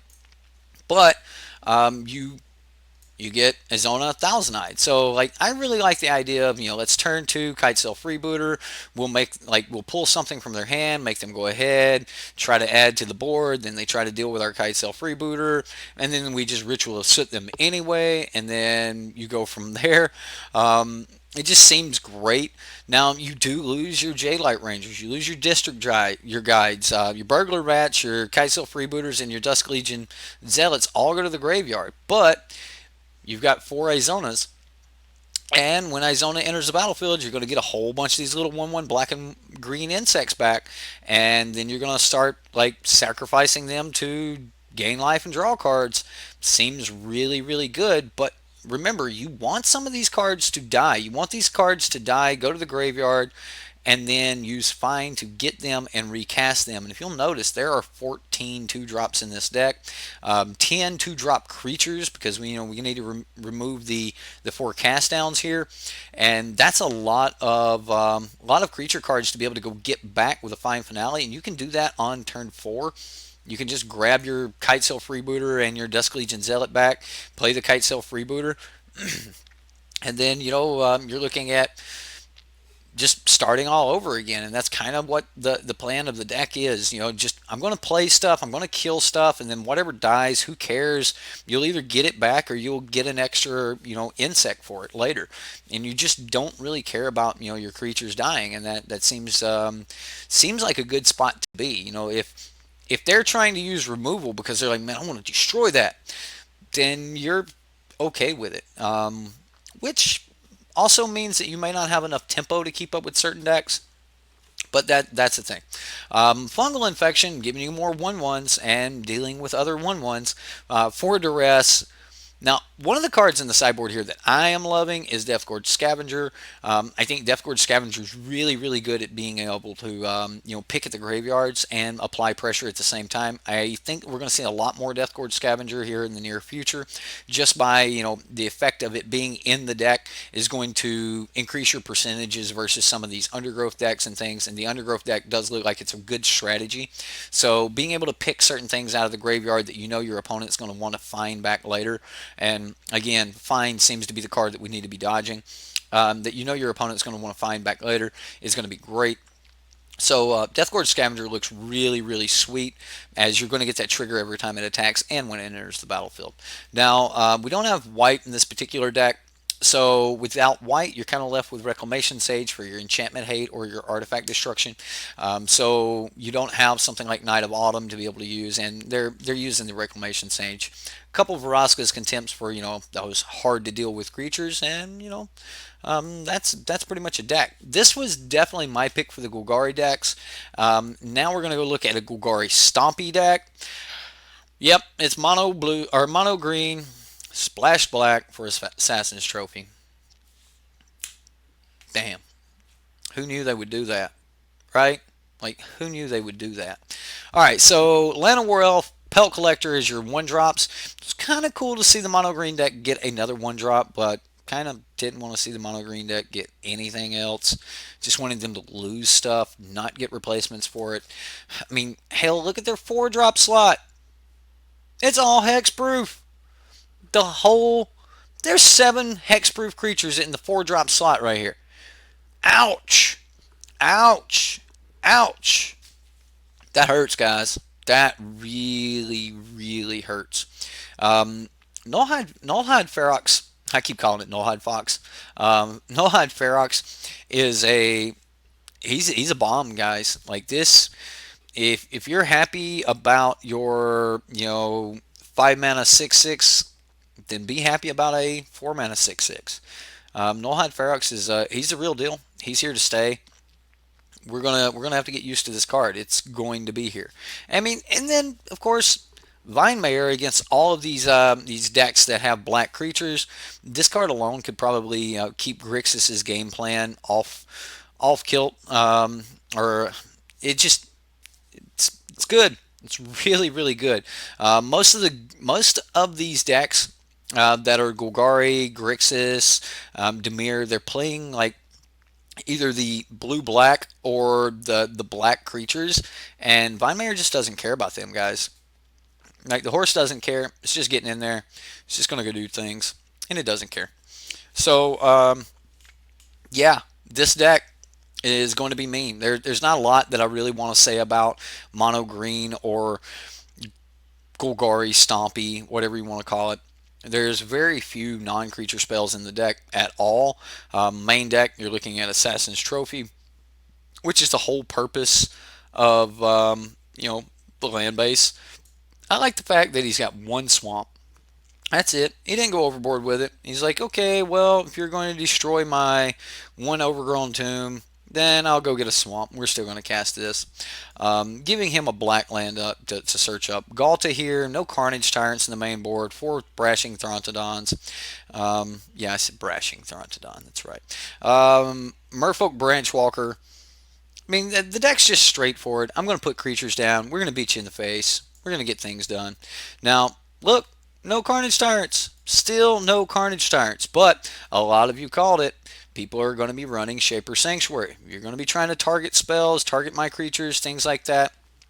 Then you're going to get some action out of it with Shaper Sanctuary. Now, one of the things I don't kind of like is Nullhide Ferox with Shaper Sanctuary. Shaper Sanctuary is basically going to make it really hard for them to cast anything that would target you, and now they're going to have to pay more for it. You're probably going to end the game before you can really get Shaper Sanctuary to draw you a ton of cards. But in those situations where you don't have Nullhide Ferox, then Shaper Sanctuary is going to be awesome. And now they're going to have to pay some mana so that they can cast their spell and give you a card. Oh, hell yeah. Let's take that, right? Let's take that all day, every day. Some duress because we're in black. Might as well. Assassin's Trophy because, the 3 in the main board aren't enough. And 1 for Vraska are the only other black cards in the deck. Now, I do like me some Vivian Reed. I think we're about to get used to Vivian. Vivian's here. She's kind of doing her thing. I say she's here. She's back on Ixalan, just wreaking havoc because she didn't like what people were doing with the dinosaurs. She's like, these beasts need to be freed. And if you listen to this story, she's like an undercover agent working for herself, right? Like she's like, I'm gonna go do things. They don't know what I'm doing, but I'm doing things for my own, to my own ends. So we do see more of the Death Gorge Scavengers here. I think the card's absolutely terrific. If you're playing green, you're probably going to want some copies somewhere. And then, of course, because 7 hexproof creatures in the main board wasn't enough, why not one more, right? I would expect to see some copies of Carnage Tyrant to show up in this deck at some point. If you had a couple copies, I would probably throw a copy or 2 in the deck myself. But all in all, I like the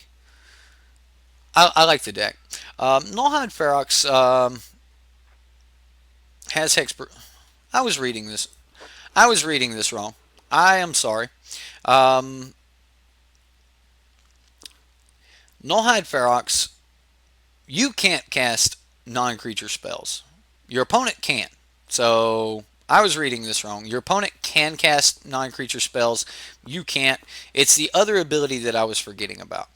So if they are on that disinformation campaign and things like that, so belay my last. I'm not going to edit it and cut it out or anything. But if a spell or ability an opponent controls causes you to discard Nullhide Ferox, put it on the battlefield instead of putting it into your graveyard. So if they disinformation campaign you and then you just go, sure, Ferox, here we go. You're gonna have a good day, right? You're gonna have a really really good day. So the Ferox is really really good. I thought that they had to pay 2 mana before that they could cast a spell, but they don't. They have to pay 2 mana to be able to get rid of its hexproof. So all in all, like the card's pretty good. Not something you're gonna want to play a lot of blind. Hand hate on. Remember that when you are playing, discard spells against the mono green decks, that you're just going to give them a free 6/6. So I don't know why I was thinking you couldn't, like, no one could cast instants and sorceries or non-creature spells. I guess that's because I was playing him in my deck. But all in all, I really do like this card. So belay my last on what I was saying about the Nullhide Ferox earlier. This is just really really good against cards like Disinformation Campaign, Nicol Bolas or Ravager, things like that. So I wasn't joking about this deck just hosing Grixis decks and things like that.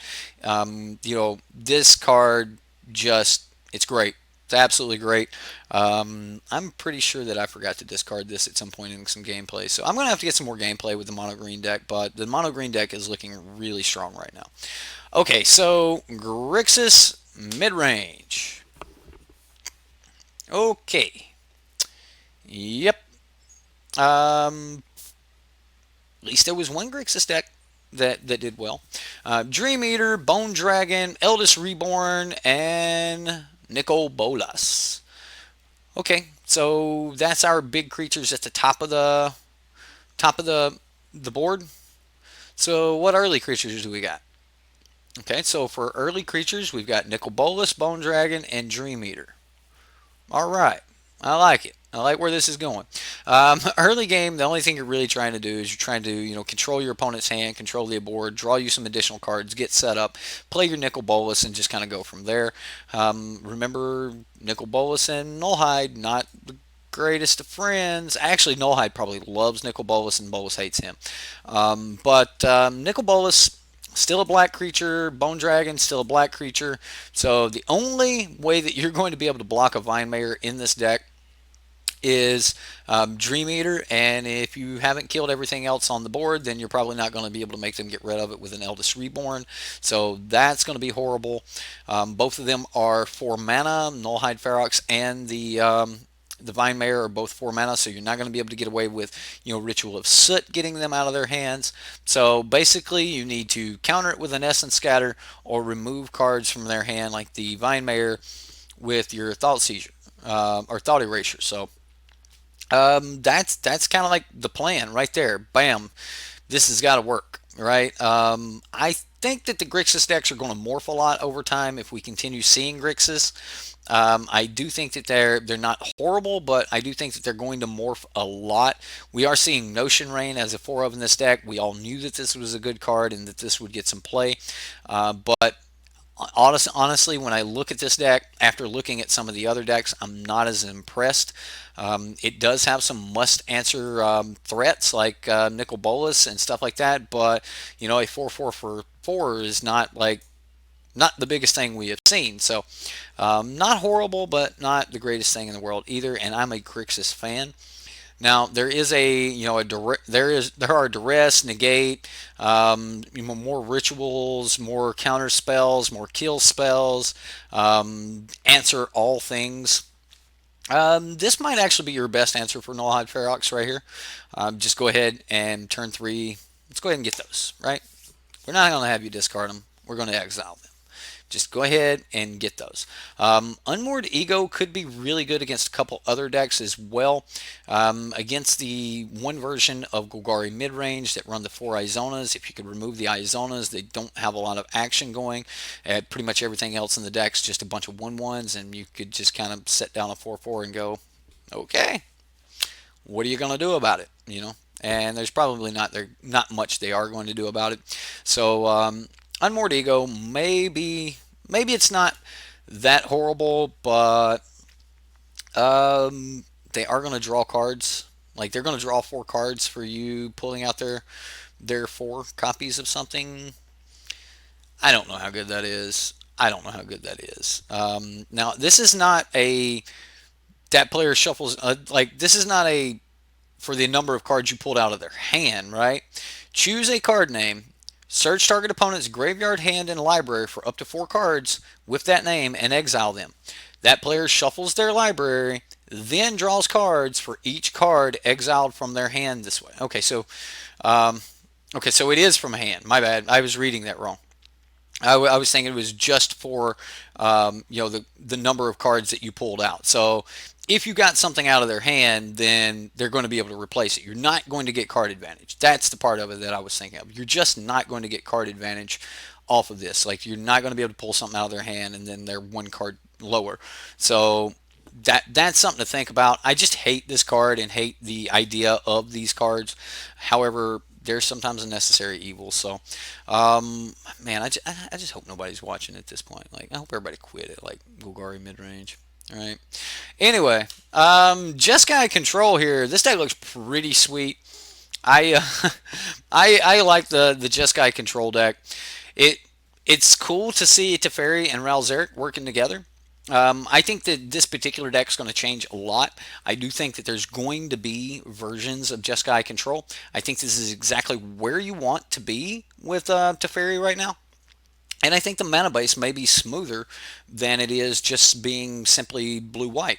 Um, if you're blue white, you've got a lot of cards like Meandering River in the deck. You don't have to have near as many if you're in the other slots because you've got Steam Vent, Sulphur Falls, Sacred Foundry, Glacial Fortress, and Clifftop Retreat. The only forced into the battlefield tapped card in the deck is a single copy of Meandering River. So that may hurt you on some of your double colored spells and stuff like that, like double white, but it may actually make cards like Ionize easier to cast than Sinister Sabotage. And, I was talking about this with some of my subscribers the other day that, that's exactly why you want to run Ionize is because it may be easier in a three-color deck to cast an Ionize than it is to cast a double blue spell. And that's something worth looking into. And then the 2 damage, who cares? I mean, I just need a 3 mana counter that I can cast on curve, and Ionize might just be that.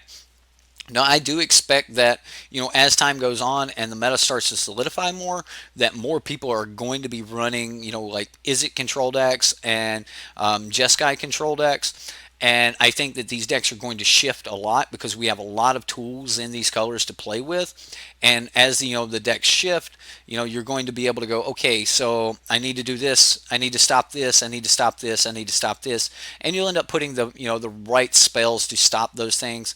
And any given time, it's going to be one of those things where you're just kind of taking a shot. Did I line my deck up perfectly for the meta? And I think this is a deck that we're going to see like change every couple weeks. And that's perfect for some people. If you're like me, you like to change your deck every week anyway. You like to make this 1 or 2 card tweak or something like that. Just really tuning your deck, and you will have to tune this deck from time to time. I don't think that you're going to get a 75 and go, bam, this is going to work until rotation.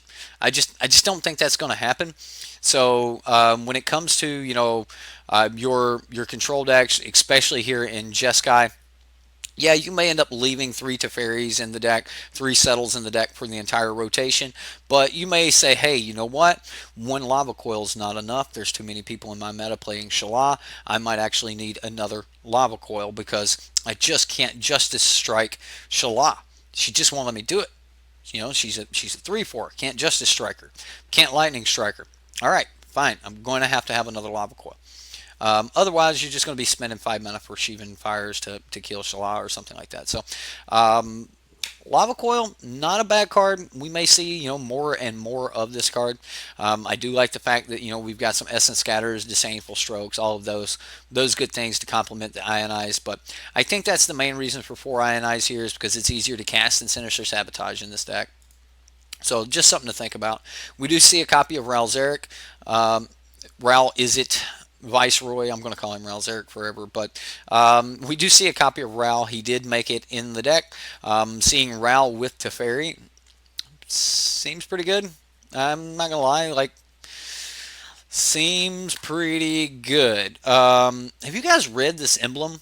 Have you seriously read this emblem? You get an emblem with whenever you cast an instant or sorcery spell, this emblem deals 4 damage to any target, and you draw 2 cards. Holy shit! I want this emblem. I want, like, wow. Wow. I mean, ultimates are supposed to end the game. We lost Chandra's ultimate and said whenever you cast a spell, any spell, deal some damage, right? But, geez, this is going to deal damage and draw cards. It's pretty good. That is pretty good. And, he kind of protects himself with being able to, deal damage, based on the number of instants and sorceries in your library or graveyard and in exile. So you're going to be able to deal some damage. He can protect himself a little bit, but he's also going to feed his minus ability with his first ability. Looking at the top 2, putting 1 in your hand and 1 in your graveyard. That's pretty good too. So expansion and explosion. Copying target instant or sorcery with converted mana cost 4 or less. You may choose new targets for the copy. I really do like this card. I think it's a lot better than cards like Double Cast. Explosion, you know, just being able to, like, kind of like the Is It Sphinx's Rev, man. I mean, this is great. You're probably going to be, just copying, burn spells, things like that, copying lava coils, lightning strikes, justice strikes, whatever. I doubt you're going to copy something like, a Settle the Wreckage, but hell, for 6 mana, you can copy a Chemister's Insight that you've jump started from the graveyard that you played on turn 4 as well. I mean, you talk about being ahead. You're way ahead now. In the sideboard in this deck, just more tuning, right? The whole deck's just full of, hey, what might I need in a given situation? And again, as the meta like solidifies, you're going to have a lot more knowledge when it comes to building decks like this. Okay, I know I'm going to need to be able to stop this many turn ones. I'm like, just this many decks is running a turn one play that needs to be stopped. Okay, well, I need to have a percentage of my deck that can do that. All right, this minute much of the format is running this card that needs this particular other card to remove it and things like that. And it's going to help you really dial your deck in as time goes on. So if you guys are really into like tinkering with your deck and saying, hey, I want to take the idea of a tier 1 deck or a tier 1.5 deck, and then I just want to keep making it mine over time, and you really want to sense that this is your deck and that you have built it, and then something like a Jeskai control deck would be really good for you. This is a really good starting point, but again, as the meta shifts, I think you're going to make some changes to it. There's going to be some cards that are going to go to the sideboard, and you're going to say, hey, I need these in certain matchups, but I just really don't like it in other spots. And then there's going to be some cards that are just like, no, I got to have this in every spot, every deck. I need to have this. So, I think the deck's in a good spot. So, all right, yeah, it happened. We see it at the beginning of every format. Whether this one goes away or not, I don't know. It's pretty fast. It's very, very dangerous. Um, it's mono red, boys. Um, it didn't go anywhere. It's not gone. And it looks a lot like the old one. All right. So, Fanatical Firebrand, Get to Lava Runner, Virashino Pyromancer, Goblin Chain Whirler meets Runaway Steamkin, Risk Factor, and where's it at? Yeah, Runaway Steamkin, Risk Factor, Flame of the Keld, Wizard's Lightning, Lightning Strike, Shock, ton of damage. We've got 4 shocks, 4 lightning strikes, 3 Wizard's Lightning. We've got Virashino Pyromancer doing a little bit of extra damage. I actually don't know if Runaway Steamkin is the right card in this deck. I just don't. Um, it could be perfect on like the third lore counter of a Flame of the Keld, like when your flame turn, like we normally call it the flame turn, like when flame has activated and now everything is just so much more dangerous. uh I don't know what to say, guys. Like, this deck's going to be a pain in the tail. You're going to need to gain some life. You're going to need to run them out of cards. Cards like Risk Factor is going to make that nearly impossible. Flame of the Keld is going to make that nearly impossible.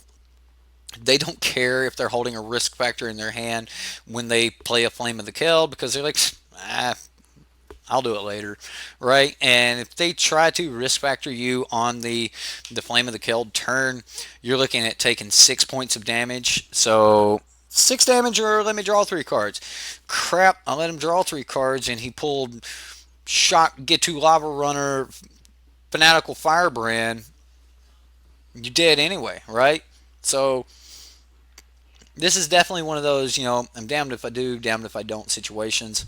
You are going to have to assess the risk when your opponent casts a Risk Factor. So I don't know what else to say about this deck other than I really hoped it was gone. I really hoped it was gone. I really don't think it's gone. Um, In the sideboard, everything's pretty much straightforward. If you need kill, you bring in the lava coils. If you need to kill Lyra, you bring in fight with fire. If you're against a control deck and you want more threats, Legion Warboss will do fine. And in the mirror, bring in Diamond Mare. Yep, that's it. That's it. Still a damn good deck. It's gonna be a pain. This was supposed to be gone. We were not supposed to have to deal with this crap. It is not gone, and I don't think it's going anywhere. Get used to it. Okay, more red deck. This is mono red mid range. Now, this is not your mono red burn like the last one was. The last one was your mono red burn wizards, that sort of thing. No Flame of the Kells or anything here. Instead, we've got Dismissive Pyromancer, we've got Direfleet Daredevil, things like that. We do have, 4 copies of Shock, 4 copies of Lightning Strike, 4 Goblin Chain Whirlers. The Experimental Frenzy. I'm sure there's going to be late game turns where you're just digging through the whole deck, but I'm personally liking Vance's Blasting Cannons over this. I know a lot of people are playing with this. I have yet to put it on the battlefield with a deck that could probably make some usage out of it, so I am curious to actually play with Experimental Frenzy, but all in all, this is like the Mono Red Burn deck after it's sideboarded. You bring in the Lava Coils, you bring in the Legion Warboss, you've got cards like Rekindling Phoenix, that can block for days, you got Fight with Fires, stuff like that. So, I do like the deck. I think that, this is a more, it's a fair deck where I don't think the mono red burn is a fair deck. But burn can run out of gas. Burn ain't gonna run out of gas. It's got 3 flame of the kiln, and it's got 4 risk factors. There's no running out of gas. So I think we're gonna have to. I think we're gonna have to see if just how upset people get at mono red burn. Definitely gonna be building mono red, probably on arena. Not because I want to, but because I believe it's the right idea. It's going to be mono red free wins. This is your fair version of it, but all versions of it are running multiple Goblin Chain Whirlers. There are a lot of people that have Goblin Chain Whirlers. Those people are still going to be wanting to play their decks, and they're still going to want to play with this card. So Goblin Chain Whirler hasn't gone by any means, and yeah. Neither is red deck. We've seen quite a few versions of red deck. Some versions of red deck splashing white. So red deck's still here, guys. I mean, it's still here. I don't know what else to say other than, this was supposed to have been gone. Gah! All right. I can't even talk. I can't. I just don't even want to go on. Just. Anyway, more lava coils, crater makers, fiery cannonades to deal with, the small stuff. Fight with fire to deal with the big stuff. Direfleet Daredevil because your opponent might deal with you and then you need to deal with them. Sheevan Fire because sometimes you just need to blow some fire at something, right? And then, ways to hate on the graveyard. 4 copies just really doesn't want to die to the Undergrowth deck. So that's your mono red. Big stuff, mono red mid range. I don't know. There is a mono white deck here. It looks like it's pretty sweet. A lot of people kind of seen this one coming. This one's just really like mono white knights.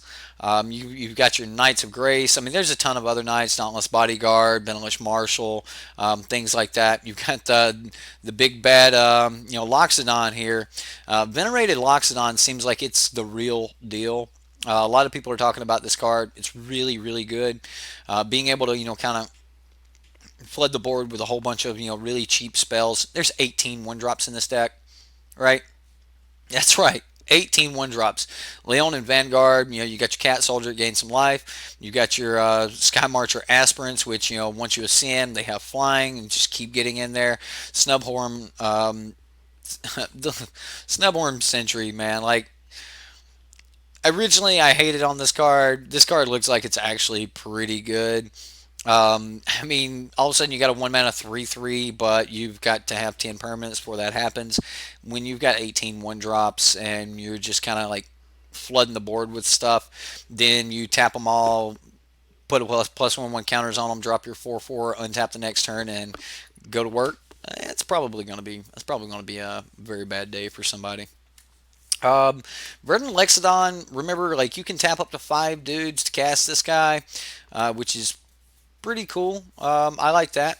I do like that. I mean that's distributing 5 +1/+1 counters and paying absolutely nothing for this spell.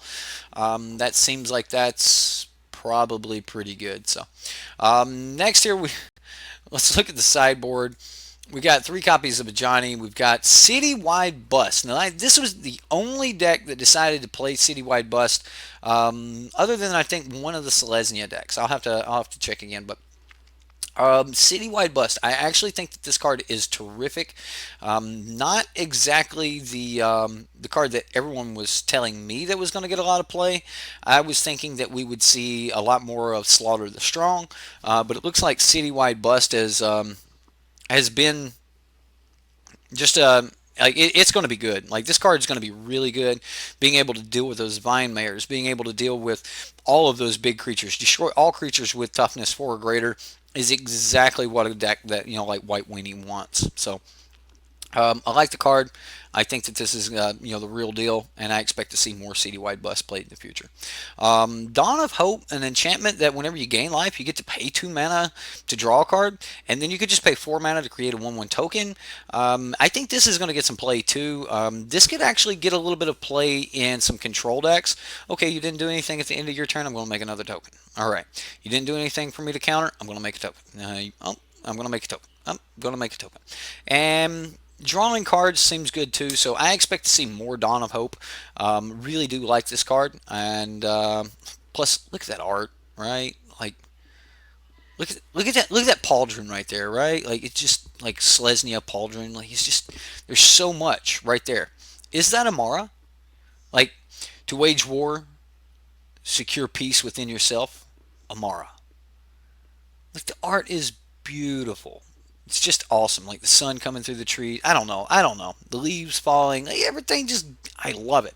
I think the card's pretty cool too. So Bounty Agent here. You can sacrifice it, destroy target legendary permanent that's an artifact, creature, or enchantment. So you're not getting Karn or anything like that. But Bounty Agent, pretty cool. I like the card. I think that the card's got some merit. I mean, you get to attack with your 2/2, and then you've got this. Hey, I'll tap this at any time and get rid of your stuff. So that's pretty good. I mean, this kills like Lyra, Shala, a bunch of things. So kill on a creature is not bad. Baffling End, pretty good. Demolition, 1 mana enchant creature. Enchanted creature can't block, and its activated abilities can't be activated. Remember, it didn't say it couldn't attack, so do think about that. You're not going to stop it from attacking, but if you're the one applying pressure and they're hoping to block with their creature, then who cares, right? All right, that's the mono white. We've got nothing left but Selesnya decks. We're going to see a lot of the same here. And this first one here is more of a mono green deck that started splashing white and kept adding more white to the deck. All in all, though, you're looking at Land of War Elves into your Steel Leaf Champion curve. If you don't do that, you've got great curves like Pelt Collector into Amara. Sisay can come down at any point in the game, and when she enters the battlefield, she's always going to have that +1/+1 for each creature you control. So she could always trigger your Pelt Collector given the right situation. Thorn Lieutenant, if you target it, they're going to get more bodies. More bodies mean greater things in the future. The more bodies they get, the more likely they are to get that free 5 +1/1 counters and free 4/4 out of that Venerated Loxodon. And I say it's free, but tapping your board down and not doing damage that turn is not always the freest thing in the world. The good news is that they got a big 4/4 back to kind of block for them, things like that. Thrashing Brontodon to be able, or Brashing Throntodon to be able to get your creatures off the battlefield early. I personally think that I would have liked the Knight of Autumn better than Brontodon, but it may be because of Pelt Collector and things like that. I do like Knight of Autumn though. 4 copies of Flower, which is just a good card. Keep thinning the deck out. Allows you to run less lands. All in all, Flower is a really really good card. So like I expect these decks to all run Flower. Just it's just a really really good card. And then worst case scenario, you don't need more lands, and you just give all your creatures +2/+2 until end of turn. I mean, Overrun's not bad. I mean, it's not really an overrun. You don't have trample unless you already have trample. Like, that's right, 3 copies of Galta in this deck. So it's a lot like your Stompy decks. If you were like really enjoying mono green Stompy and it's kind of gotten a little bit stale for you, try the green white Stompy deck. You've got some more answers and you got some more like fun tools to play with. Now in the sideboard, we got more of that Dawn of Hope that we were talking about earlier. Great card. We've got Seal Aways, more Brontodons, Vine Mares, Shala, Vivian Reed, and Lyra Dawnbringer. Even Conclave Tribunal, which I think we've seen a couple copies in the main board. Yeah, 3 copies in the main board. So Conclave Tribunal is kind of here. The deck's pretty sweet. If you're convoking with Conclave Tribunal, that means you're tapping Amara. So that's pretty cool. That is not Amara is not wearing that armor. So who is this? Who is that in that picture? Anyone still watching this and you have anything to like do with lore whatsoever, please tell me who's in this picture. I love that armor. That sword looks amazing. Like, I know it's like Selesnya Conclave armor, right? Because that's like the tree there on the pauldron. But man, something about this picture. I love it. Anyway, let's move on to the Selesnya tokens. We've got 2 Selesnya tokens decks here, and they both look to be pretty mean. Okay, so more copies of Amara. We've got Shana Sisei's Legacy, which pretty cool card, especially in a go wide tokens deck. So the bad part about this is no matter how big she gets, if you can kind of damage Wrath the board, she's probably going to lose enough bodies that she dies with the damage Wrath. So like if nothing ever gets above, if you don't have a bunch of 4 power or more creatures, you're never going to keep her above like the 3 power board Wrath. So Deafening Clarion's probably going to deal with most of this deck. You do have like cards like Shala, Voice of Plenty. You've got Conclave Tribunal that everyone seems to be loving. History of Benalia, Benelish Marshall, Yavimaya Shepherd, Song of Freyalise, so that you can pump all of this out so much quicker. Now, I heard some people talking about, Song of Freyalise giving all of your creatures mana so that you could, cast your March of the Multitudes. You don't need to do that. Convoke is already tapping them for mana. So, you've got multiple ways to just give all of your creatures more counters and things like that. But being able to March of the Multitudes for huge amounts the turn before a Song of Freyalise goes off means that all of your creatures are going to get that, Vigilance, Trample, and Indestructible until end of turn, which could be enough to just end the game on the spot. So I do like Song of Freyalise. I think it's a great card, and if you do get to start putting some early things down, and you get to give something like an Amara tap to make mana, then you're going to tap, make a mana, make a soldier. Dang, see where I'm going with this? Yeah, the deck all in all seems to be pretty sweet. I mean, it's just kind of straightforward on the March of the Multitudes. Like, let's just make a bunch of tokens plan. We'll beef up our tokens with Benelish Marshall because we're making all kinds of different tokens. You don't want to use some other type of anthem effect unless it's what's the other anthem? Immortal Sun. Immortal Sun might be good in the deck. All right, let's look at the sideboard here. And in the sideboard, we see Lyra Dawnbringer, we see Citywide Bust, which I was talking about earlier. I was saying that one of the other Selesnya decks was using Citywide Bust. Looks pretty good. Camaraderie, you gain life and draw cards where X is the number of creatures you control. Creatures you control get +1/+1 till end of turn. That's pretty good. Divine Visitation. I know a lot of people really want to see Divine Visitation, but hey, it did make the sideboard of some of these decks. Whether it sticks around, makes main boards, we'll see. Legion's Landing, another great card. Make a stand. Creatures you control get that +1/+1 and gain indestructible until end of turn. Not bad. Works pretty good with Amara. I mean, if you just want to make a token, you can swing with her, give her the +1 so that she doesn't die in combat, something like that.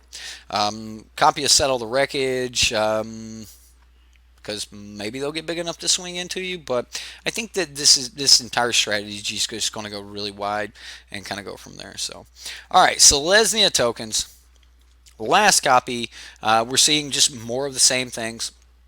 The last deck had, your Legion's Landings in the sideboard. This deck has them main board. We've got, more Amara, Soul of the Concord, or Soul of the Accord. Sorry, the Concord. It has a soul. Oh, poor rested soul. Anyway, Amara, Soul of the Accord, Thorn Lieutenant, another good card if you're trying to go wide. Sapperling Migration, another way to go wide. History of Benalia, of course, we're making tokens, stuff like that. We're tapping those tokens for our enchantment removal or put counters on them and get that free 4/4.